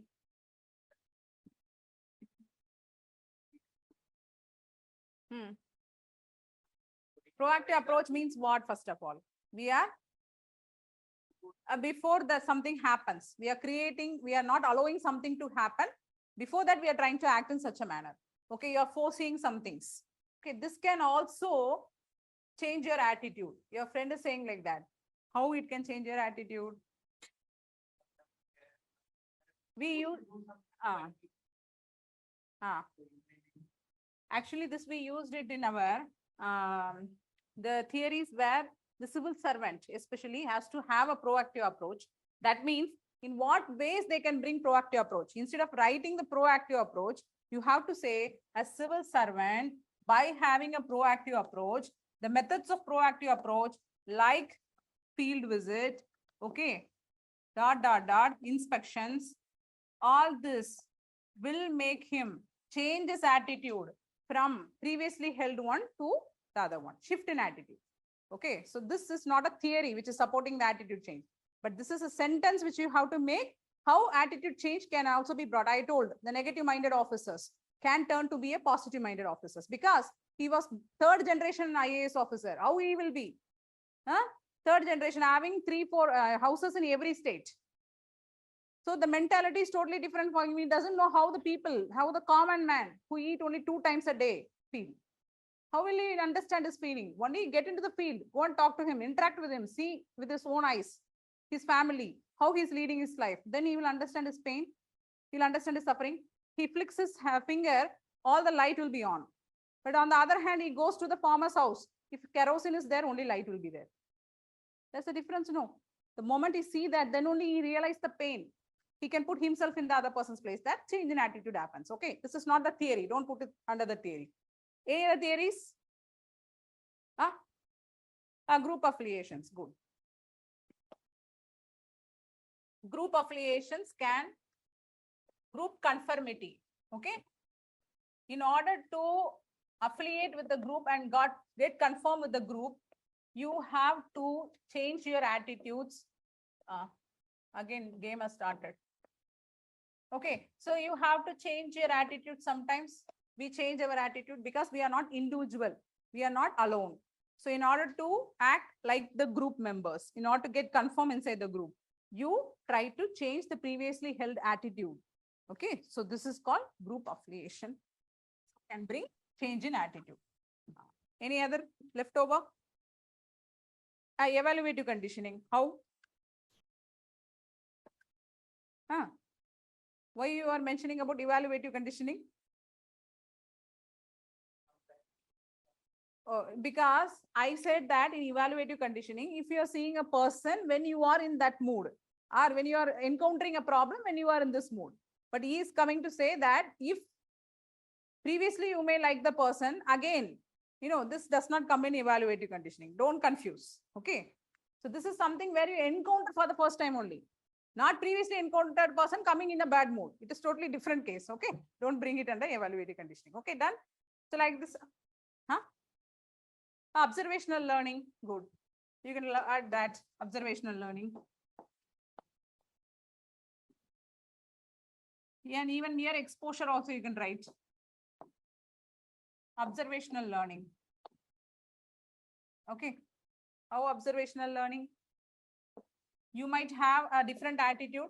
Then you observe that people, even it can be neutral attitude. You don't have attitude at all, or you may have already an attitude.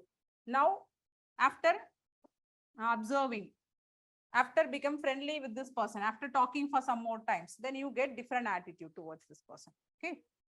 Yes. That congruent or incongruent change can take place in the attitude. Right? Done. So this is called as attitude change. And you can add one more topic which we will be dealing in this unit at the last. Persuasion. Persuasion and social influence. Okay. So this will bring attitude change. That is why they have kept this as a separate topic itself for you. Persuasion and social influence. Write and keep. So, persuasion means there is something which you exchange through words. You try to change the beliefs, attitudes, opinions of the other person and his behavior automatically. Same way, social influence, unknowingly, a person is trying to influence the other persons. Then his attitudes, his beliefs, his opinions, behavior also gets changed according to the other person. So social influence, both. I'll teach the difference between these two when we go into the topic. This is also going to bring in attitude change. Okay, right? Now, even you can add changing reference group also, no? So changing that also you can add changing group affiliation. That means you put a hyphen and write reference group. Changing group affiliations. Then you write reference group.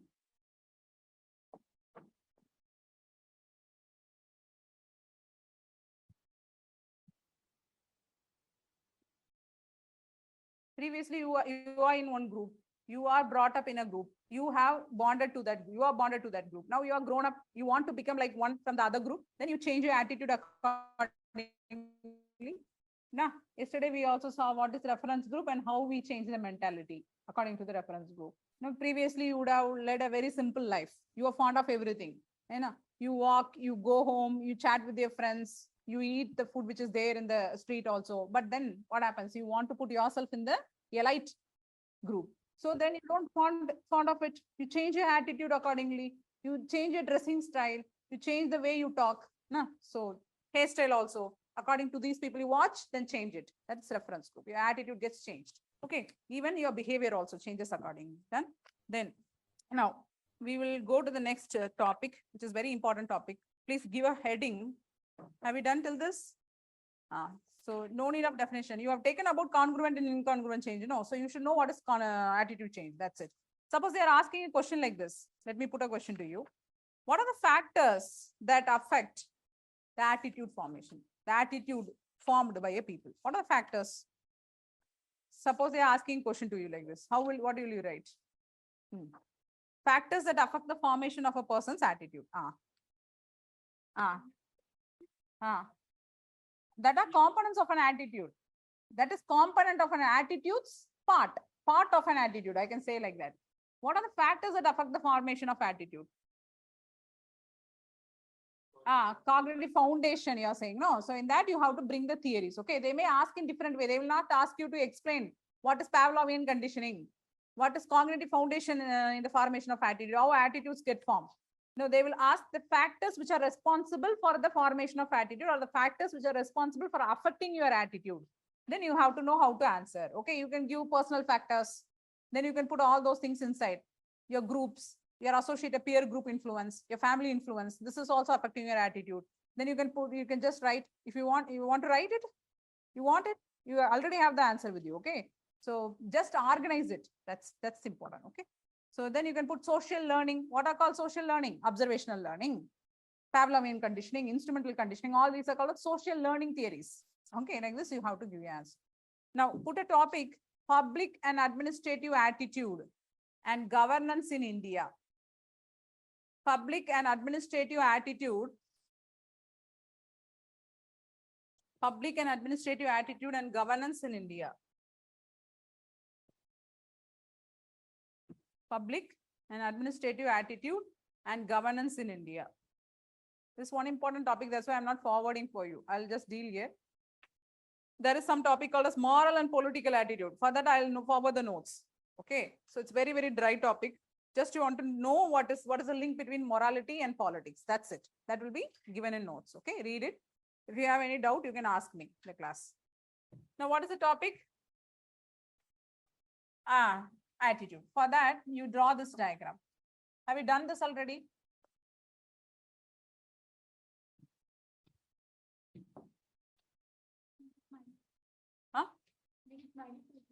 Sorry?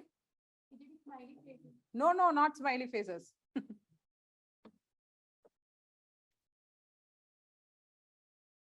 Not smiley faces. First, we will make this diagram, then I'll explain this diagram for you. Then I'll say what is that bureaucratic attitude and the people attitude. No? So both we have to see. Questions will arise from this section.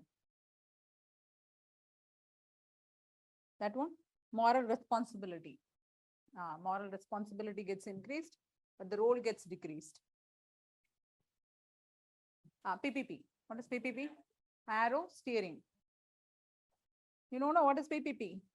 Public-private partnership. I have written in short form. Okay.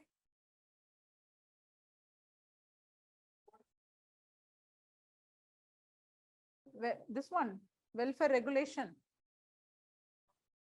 After that, welfare enabler equal to PPPP. What is PPPP? People, private, public partnership.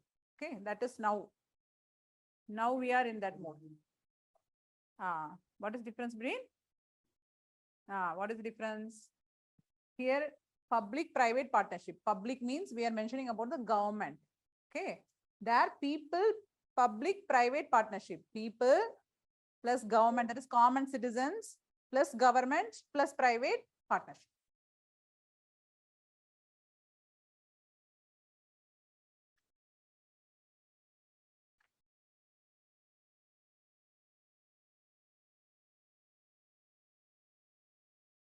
Withdrawal of state, partial withdrawal of state, complete withdrawal. We are moving towards complete, not yet achieved. Moving towards complete withdrawal of state. Okay.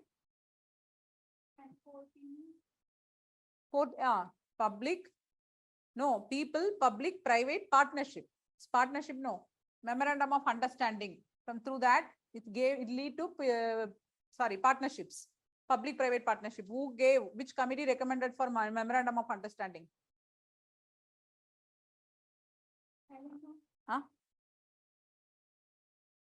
This one, LNO, law and order. Law and order. Which committee recommended? See, if you want to be unique in presenting your answers, these types of unique information you have to collect and keep. When you are writing your answer, the rest of the people write in different way. When you are writing some PPP type of answers in your governance part or anywhere you are representing, you put in a bracket, who is responsible for this PPP? Who gave this? The MOU was suggested, was recommended by a committee called Arjun Sengupta committee. Through that committee, we came to know about MOU, Memorandum of Understanding, but two bodies enter into understanding. So through that came PPP, Public-Private Partnership. Right? Yes. This one, rowing, ROWANG, rowing. What is rowing? You take the stick, you row yourself. The boat, where? What we call that? Kayak type of boats, rowing state. Yes. Have you finished? Shall we explain?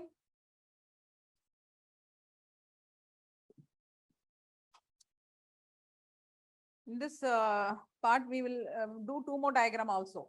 Now, when I am explaining, I'll draw that. That is a small diagram. That's why I gave some time for this. That you do along with my, when I'm talking, when I'm explaining, you do along with me, okay? So this, have you completed? Some people are still drawing.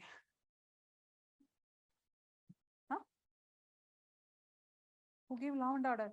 Who gave law and order? Which committee? What is law and order? What is law and order first?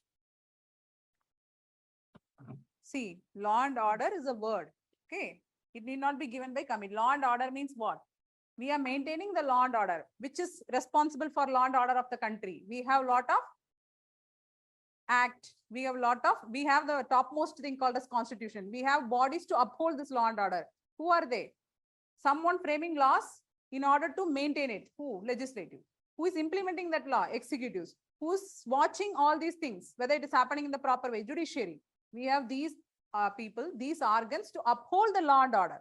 Okay, law means you have to follow certain things to regulate your behavior. Law is trying to regulate your behavior, how you have to behave in the society. Okay, that is law and order. Order means bringing order in the society in order to maintain peace and stability. Okay, so the committee will not recommend law and order. Law and order is a word. Okay, good.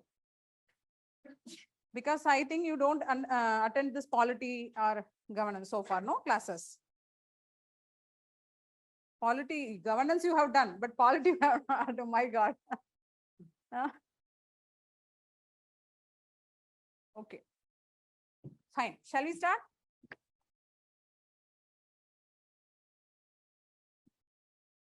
See, actually we are talking about civil service, civil servants. This topic is about public or administrative attitude. Okay, So what type of attitude the administrators are having towards the public and what type of attitude the people are having about the administrator. This is the topic. This we otherwise call as bureaucratic attitude and democratic attitude. Already a question was asked in this pattern, bureaucratic attitude and what is meant by democratic attitude, differentiate both. So previously you see before independence, ICS was not a new thing in India. Even Mughals had this, but in a different format, different structure they had. Even in Kautilya's Arthashastra, we were talking about Amartyas, but British were the one who brought it in an organized manner, in a structured manner. We call this as a steel frame of India. Why? Without administration, the governance will be broke up into smaller pieces. They brought it to unify India. So before independence, ICS was there. The main aim of it is to maintain law and order for the government, to take strict disciplinary action if people are not following something which is suggested by the government.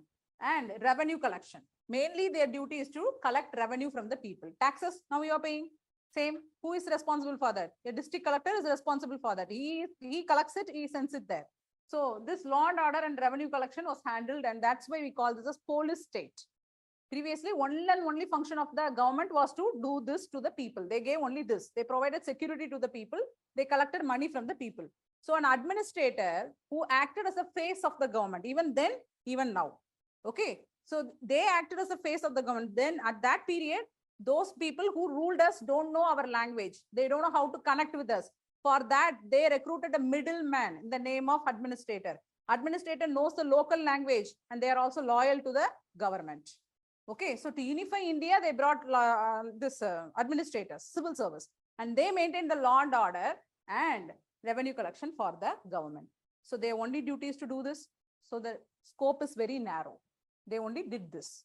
At that time, in order to give law and order and revenue, they don't require much values to interact with the people. Yes. So they don't want to be empathetic in nature. They cannot. They have to collect the revenue. They have to collect the taxes, agriculture taxes, land tax, etc. So they don't want to fill up their position with ethical values. But then you see after independence, when these people went out of India, state became welfare state. Previously, it was only taking care of law and order and revenue collection. Now it is taking care of welfare of the people. That is how our constitution itself was designed. Welfare for all, well-being of an individual. This we said yesterday also. So based on that, not only law and order and revenue collection, now government stepped into welfare providing areas. Where like education, government started running education, schools, colleges, okay, health, everything was started by government, where transport also, where people are not able to pay more. They offered government services, public services. That is called public service. That is your next unit. Not next unit. You are still in second unit, first unit or second unit, second unit. You will study in the sixth unit, public service. So when government started providing public services, the role of administrator also enlarged, because administrator is still the agent of the government. Now administrator has to consider certain value systems in his life, okay, in his job. But come to this area. When LPG was introduced, when, around which year? 1991, LPG was introduced. Previously, it was a closed economy. In economic classes, you would have studied. India acted as a closed economy. It is very hard to obtain and license from the government in order to run the private sectors. But then what happened? We opened the door for everyone. Okay, the entire world started coming inside India because there is a huge market. So now even the job of the administrator got enlarged. Previously, they were only taking care of the government's duty. Now they were just providing services on behalf of the government. Now they are trying to regulate the private sectors which entered inside. So now you may think that the role got decreased, but here it got enlarged, because apart from providing services, the public services, they also should keep check of the private players, whether they are following proper law and regulations inside the particular country, whether they are following the rules and regulations formulated in the particular country. This is the job of the administrator. So there came again the more pressure when partial withdrawal of state took place. And Here the administrator is loaded with more value systems than the previous one. He is loaded with democratic values. Okay, previously only professional values, now democratic values also, right? Then came the welfare enabling mode. Now, very recently, the last decade, what we started speaking about good governance. It was introduced long back in 1992 itself. It came, this idea came in the world. Everything enter very lately in India, no? So now we are speaking about good governance and ethical governance. Why? Because the moral responsibility of the administrator increasing, the state is going to completely withdraw. So now who is one and only responsible for the public? The administrator has to take care of whether the private players are going to provide the services in the proper way. Okay, whether there is a choice provided to the people, whether the people are given quality products, whether the services are reaching the public, whether these people, the private players who entered inside, are following the proper rules and regulations and providing proper, doing or giving proper quality products to the people, whether there is effective service delivery. All this is the role of the administrators. Now, he is also equipped with people-oriented values. Why? This P tells about that. P, people-oriented values. Okay. Why PP means what? People, public, private partnership. So the difference is here, only the private players entered. Here, people is also entering. Now we have brought up various mechanisms like RTI, social audit. All those are mechanisms where people are engaging in the governance. Awareness is created to the people and people are participating in the government. Now the government is running in a transparent manner. That is what required by the world countries also, because of the introduction of good governance. So now the role of administrator is to induct the people-oriented values also inside. You cannot simply design something for the people. Like in bioethics we discussed. Previously in medical ethics, the physician will decide for you. In bioethics, apart from physician, you can also decide for your own health problems. If he is giving some choices, you can decide which way you need a treatment. Same way, people is now participating in the government, which is the factor of good governance. And for that, the administrator has to be loaded with people-oriented values also. So this is how we started the bureaucratic attitude and the democratic attitude of the people. See, in order to achieve good governance in a democracy, there is a two-way process which we have to consider. Two-way process. Before going into the values, I want to make you know the basics. That's why I'm explaining this. The two-way process is, one is the public consent and the other is public support. What is consent? Agreement from the public. Public has to agree. And the public support. Any administrator, in future, if you're going into a district, you have to keep this in mind. Without this, you cannot implement any scheme inside your district. Public consent and public support. What is public consent? Public consent means the public has to agree with your plan. How they will agree? If you are responsive in nature. That is, if you are trying to understand them and their need. Understand them and their need. This will increase public consent. If public consent is there, it will lead to public support. So then you can achieve good governance by implementing the schemes. But what is the problem? The problem is lack of this too. What is that which is inhibiting the public consent or public support?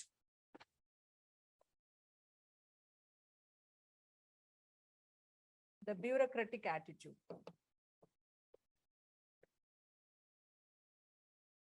This is the factor which is stopping the bureaucrat to achieve public consent and public support. Especially public support is not achieved or is not obtained by the civil servant, mainly for the people's attitude towards bureaucrat. One is bureaucratic attitude. You can also put this bureaucratic attitude here. That, my God. Huh? Which one? This button. This. Here. Okay, sorry. Okay, then it will be, fine, fine. My God, thank you. Mind became blunt. So people's attitude towards bureaucrat. This I'll write. Okay. This we can draw. We can put here bureaucratic attitude. Right, like this. It will be better. So now we will explain what is bureaucratic attitude and what is people's attitude towards bureaucrat. Understand the people and their needs. Understand their people. Understand their people. You mentioned like that. Don't write them. Understand the people and their needs. Okay. So what happens? What is this called bureaucratic attitude? That means the mentality of the bureaucrat towards the public. What type of mentality this bureaucrat is having towards the public? Yes. Bureaucrats are always in an ivory tower mentality. They put themselves as equivalent to God. And they think people are lower in status. And always complain that these people are illiterate. They don't want to rectify the ignorance. They're always in crass ignorance. This is the complaint which is given by the bureaucrat towards the public. Okay, they don't want to redress their grievances. The problems if they face, they don't want to rectify the problem. They don't want to come and approach us to rectify the problem. So the bureaucrats are simply complaining about the people like this. Or the people are very smart. They are bringing influence of the politician inside into the work of the administration. To get their job done, they're trying to bring the politician and influence through speed money.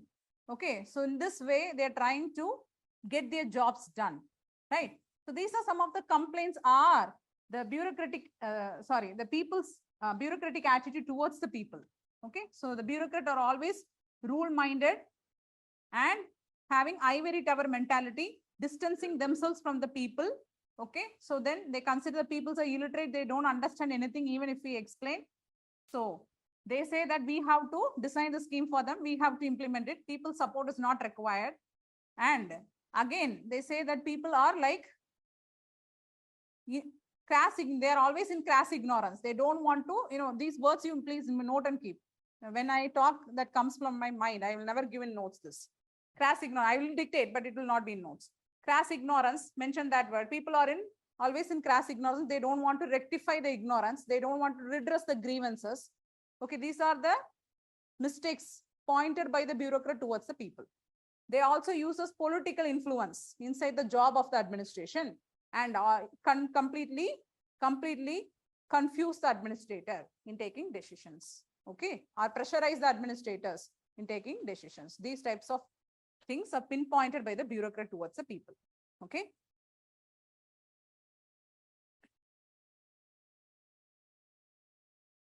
That we will discuss later. First, we will put this question aside. Let me finish this. Then people's attitude towards bureaucrat. What people is thinking about a bureaucrat. That is why we do not get public support. The people always see the bureaucrat in a poor light. They are unfriendly in nature. Lack of cordiality. They never approach the bureaucrat because they think these people are totally different. They will never talk to us. They will never understand us. And also they think that these people are lazy, delaying the process. Red tapeism is prevailing inside the government. This type of mentality is there for the people. Also, they think that only through political pulls, speed money, we can get the jobs done in the faster manner. Otherwise, the bureaucrats will always stick to rules. They will never respond to people's need. Okay, this is the mentality the people is having towards the bureaucrat. Okay, yes. So now, please take down the notes also. Then we'll move to the next topic. Especially the bureaucratic attitude and people's attitude towards bureaucrat. First, right, people's attitude towards bureaucrat. People's attitude towards bureaucrat. People's attitude towards bureaucrat. Citizens hold the bureaucracy. Citizens hold the bureaucracy in low esteem. Okay, citizens hold the bureaucracy in low esteem.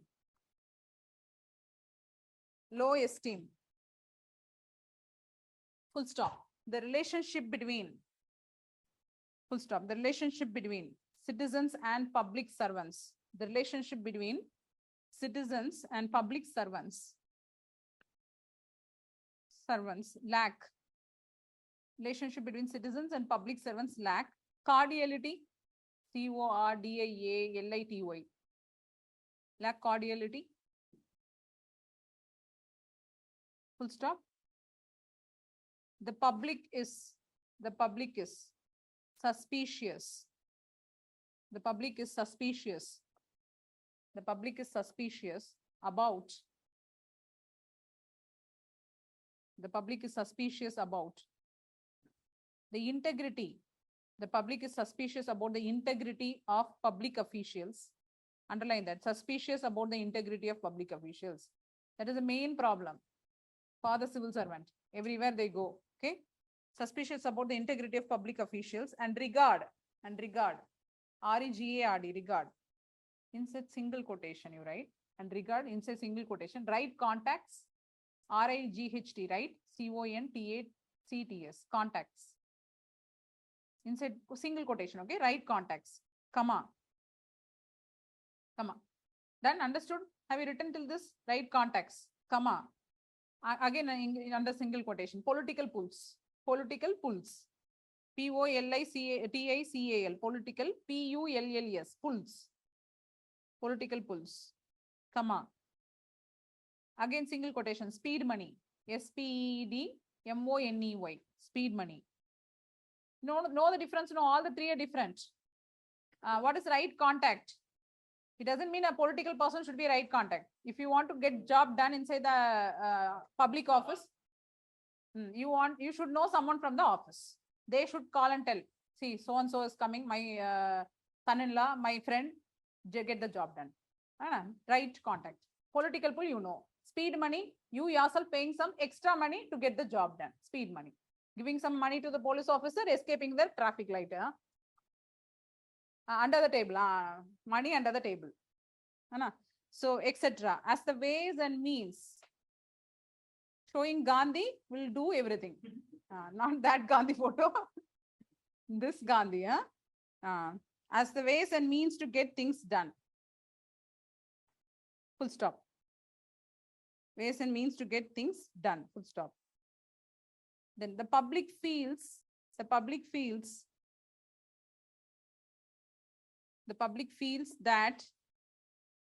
the bureaucrats, B-U-R-E-A-U-C-R-A-T-S, bureaucrats. The bureaucrats are too much rule-minded.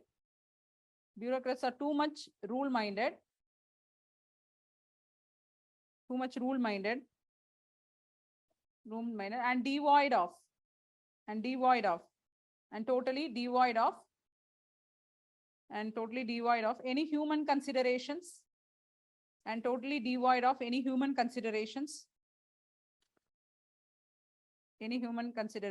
They are reluctant. Full stop and continue. Any human considerations. Full stop. They are reluctant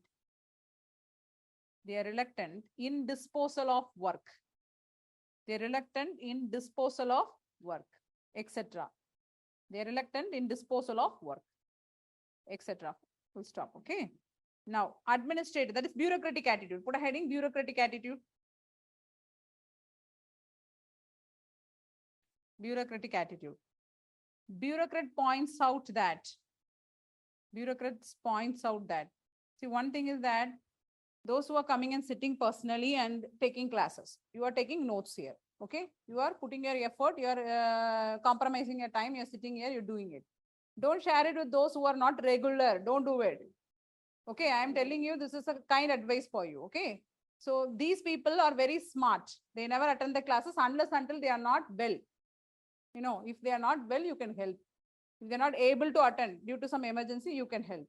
But don't help those people who are very irregular. They don't come. Now and then they come for Amavasa and Paurnami. They used to say, full moon and no moon day. And visit like a wolf. And take the notes from you. Don't do it. Because they are your competitor. If you are sitting here along with them, studying, share it. Okay, share.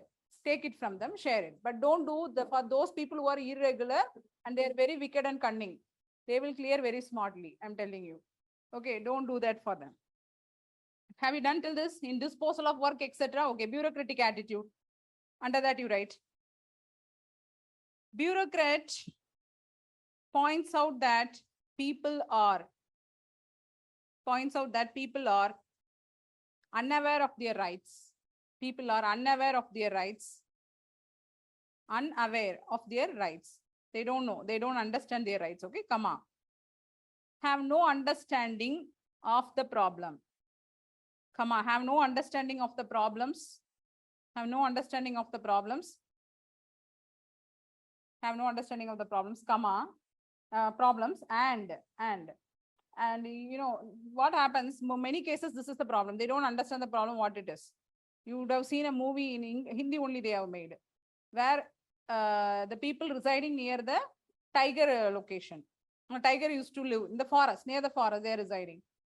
That government announced that if the tiger kills the person, they will give money for the family to support. Have you seen that movie? Have you watched it? This person will voluntarily go to be killed by the tiger.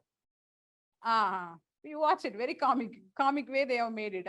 So this is the understanding they do have, right? So I have no understanding of the problems and make no efforts to get their grievance redressed. And make no efforts to get their grievance redressed. Get their grievance redressed. Grievances. Grievances. Grievances. Problems. Grievances redressed. REDRESSED. Full stop. They also complained that there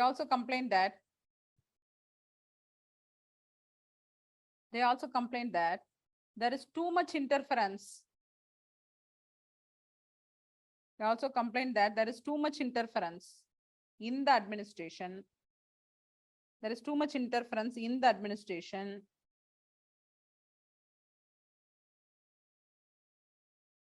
And the citizens try to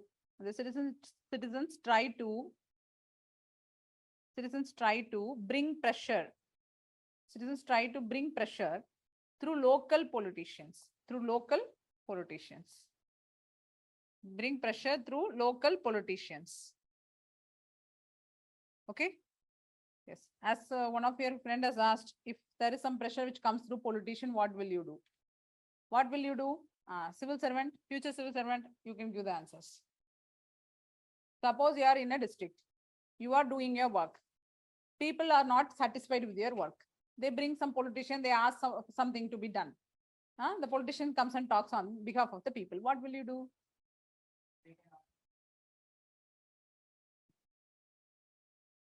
Written. My God.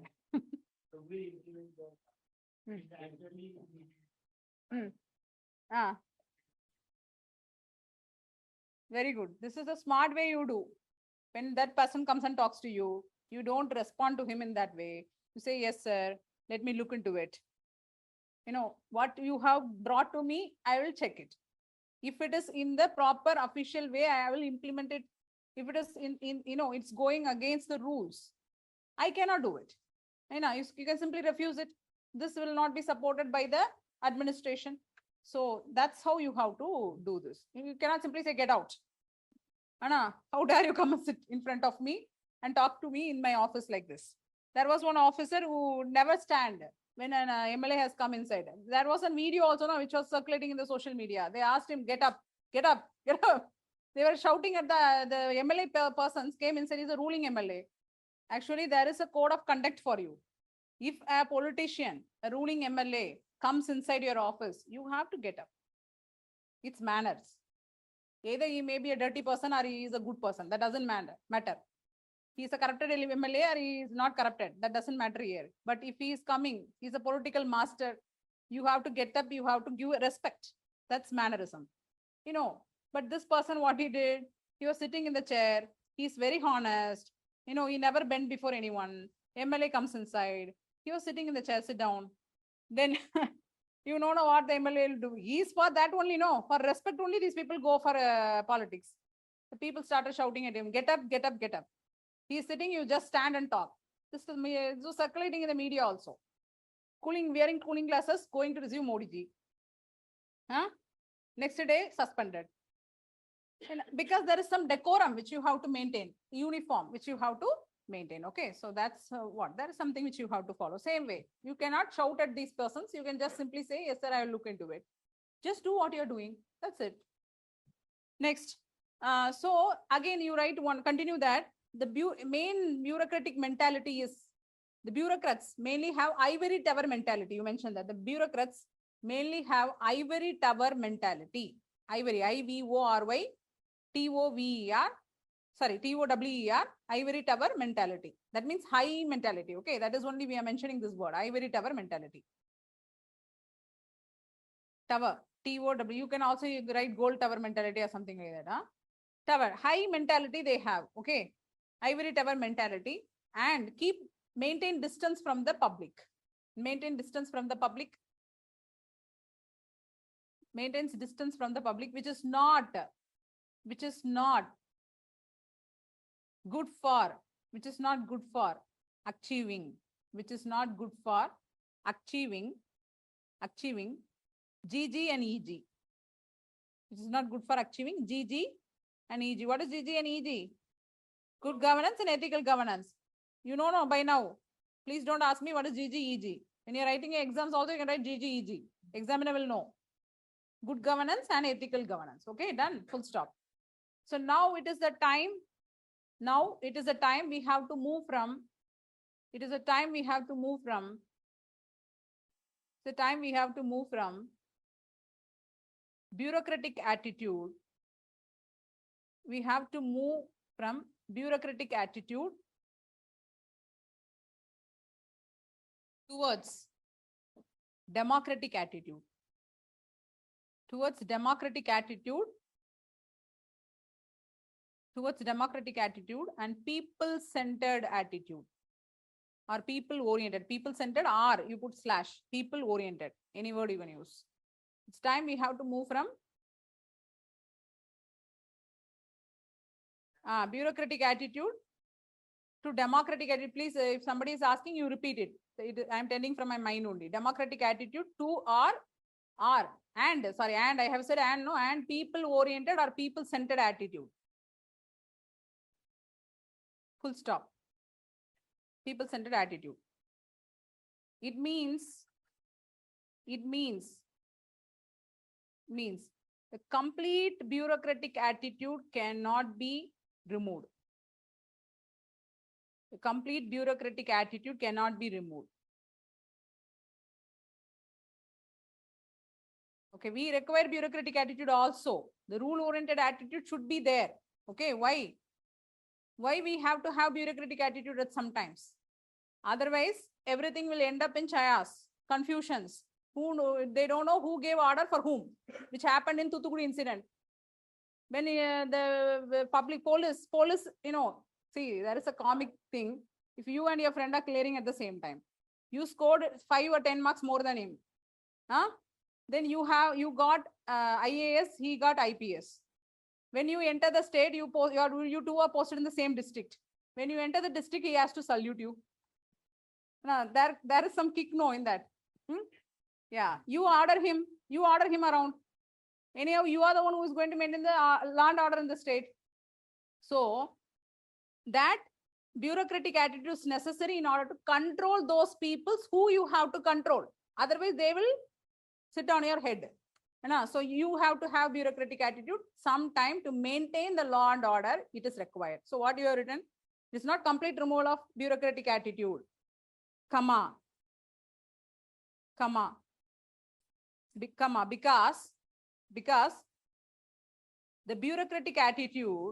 Because the bureaucratic attitude is required to maintain. What, from where you want? What is that? Remove? Anyone tell to him, because if you all telling, he will not get what you're telling. Remove. To maintain stability and organizational structure. To maintain stability of the society and organizational structure. Stability of the society means how we will maintain through law and order. Okay, to maintain stability of the society and the organizational structure, because the organization itself is made in such a way, it is a hierarchical setup. Okay, bureaucracy is a hierarchical setup. Like Max Weber has designed this setup. Ideal type of bureaucracy only we are having in India. Now, so far we have not changed. Then you can mention now, so at the last line of this paragraph, so there should be a proper balance between. So there should be a proper balance between. There should be a proper balance between bureaucratic attitude and democratic attitude. There should be a proper balance between bureaucratic attitude and democratic attitude. Don't every time write bureaucratic attitude. You put BU. That means bureaucratic attitude for your own understanding. Okay. So there should be a proper balance between bureaucratic attitude and democratic attitude. Okay. Then you write how we can achieve democratic attitude and people-oriented attitude. Put a question. How we can achieve democratic attitude and people-oriented attitude. Put a question mark. Democratic attitude and people-oriented attitude. Put a question mark. Yes. For that, one more paragraph only. With this, we'll complete this. Okay. It's very important. With this only, you are going to, this is going to be a base for your 6th and 7th unit. Read it again. So it will help in all the questions when you are writing 6th and 7th unit. Okay. So how will you achieve this? For that, have you written the question? Then you write the answer. By having proactive attitude. Having proactive attitude. PROACTIVE. Proactive attitude. Okay, not having positive, negative. Apart from that, you're thinking proactive attitude, comma. Having proactive attitude, comma. Reach to the masses. Reach to the masses. Masses means what? Common people. Okay, reach to the masses. Reach to the masses, full stop. Spend more time in field visit. Full stop. Spend more time in field visit. Spend more time in field visit. Field visit, comma, inspections. Spend more time in field visit, comma, inspections. Comma, tours, TOURS, not that tour. Tours, touring inside your district. Then somebody has mentioned tour. You lock your office. I'm going, chalo, bye. 1 week with my family, tours, etc. Okay. To learn about aspirations. To learn about aspirations, ASPIRATIONS, aspirations and needs of. To learn about aspirations and needs of people. Aspirations of people and interact with them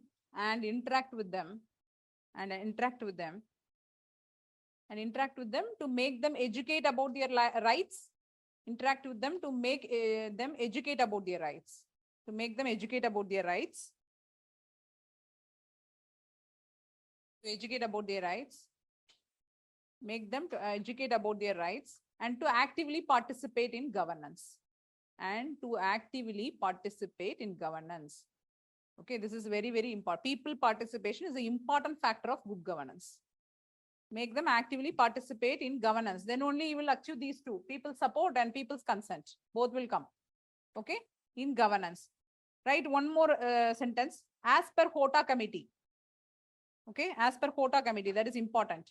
I have written somewhere here. Yes. As per HOTA commission. HOTACOMMISSION. You know, whenever you are writing your answer, you have to support it with some commission and committee. You get extra marks. This committee has said this. This commission has already said this, suggested this. HOTA commission for administration, they formed this. HOTA commission said, as per HOTA commission, comma, you write in this double quotation. The commission has said like this, introduction to, as per HOTA commission, you just start the double quotation and start writing introduction to sophisticated technologies. Introduction to sophisticated technologies alone. Introduction to sophisticated technologies alone. Sophisticated technologies alone would not make would not make administration, would not make the administration, would not make the administration people friendly. People friendly. So what is they are mentioning a sophisticated technology, having lounge chair, lounge sofa. That what is called sophisticated technology here? ICT tools. Nowadays we are talking about introduction of ICT inside the government. Only introducing that you cannot reach the masses. You cannot go near the masses. Okay, that is what they are coming to mention. Not about the improvement in the office setup. Okay. So introduction of sophisticated technology alone would not make the administration people friendly unless higher civil servants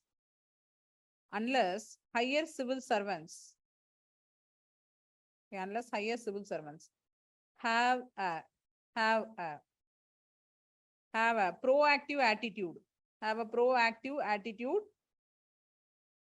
reach out to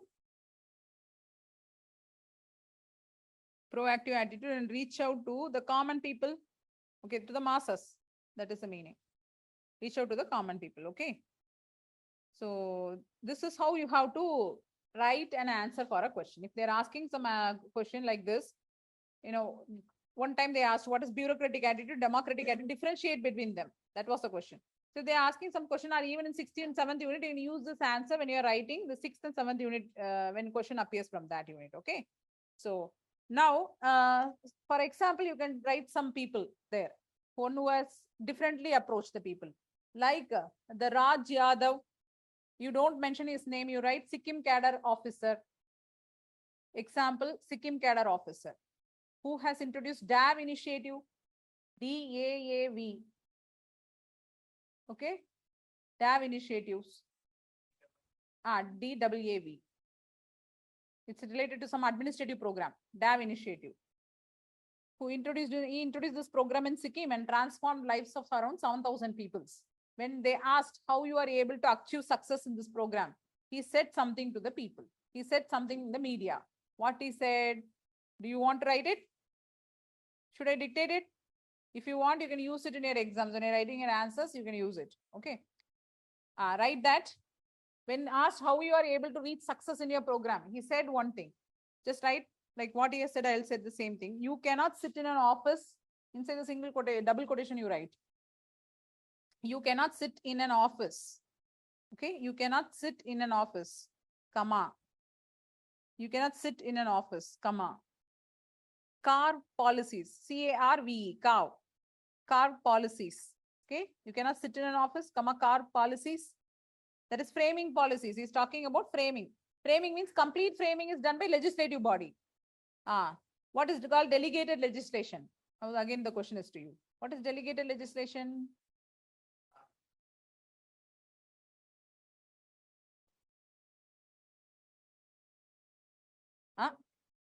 One word. I am expecting that one word.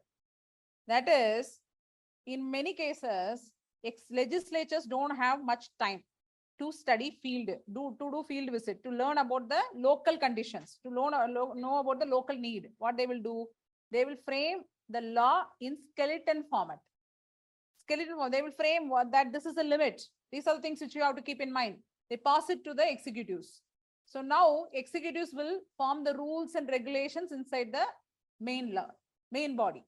Okay, the law is there, the rules and regulations inside the law will be formulated by the executives. Who will do that for the executives? In many cases, it will be done by the administrators. He will crave policies. Okay, he will carve the policies according to the needs of the people. You can manipulate, you can change something. There is some flexibility in the law.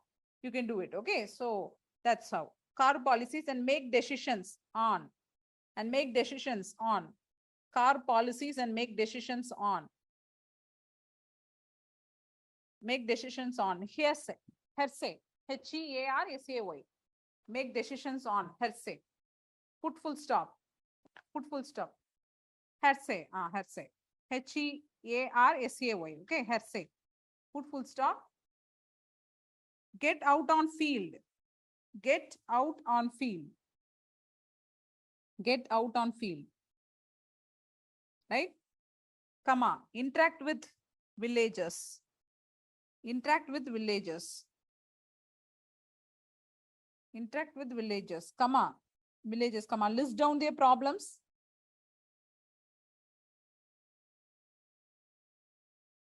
Interact with villagers, comma, list down their problems, comma, chart solutions,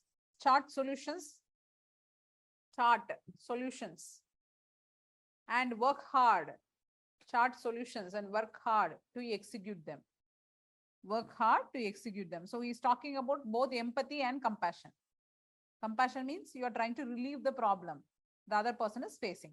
So what he's saying, don't sit in your office, simply frame policies by what others are saying. Collecting information from others, you are framing policy. That is totally wrong. You get down on your feet, work with the people, bring out the problems, list out the problems, work out the solutions, implement the solution. That is what he is giving to you. Okay. This is what Hota Commission has also said. So if you're writing your answer, you can mention anything. You can mention the commission. That will be more authentic. And you can also say practically an officer who has been successful in his career has come out with this type of suggestion to the officer, civil servant. Done? Got it? So I think we cannot start the new topic today. We'll do it in the next class. That means on Monday, no? Fine. So what is the date? 19. Okay, good. Fine. So we will then meet on Monday again, right? Yeah. Thank you all.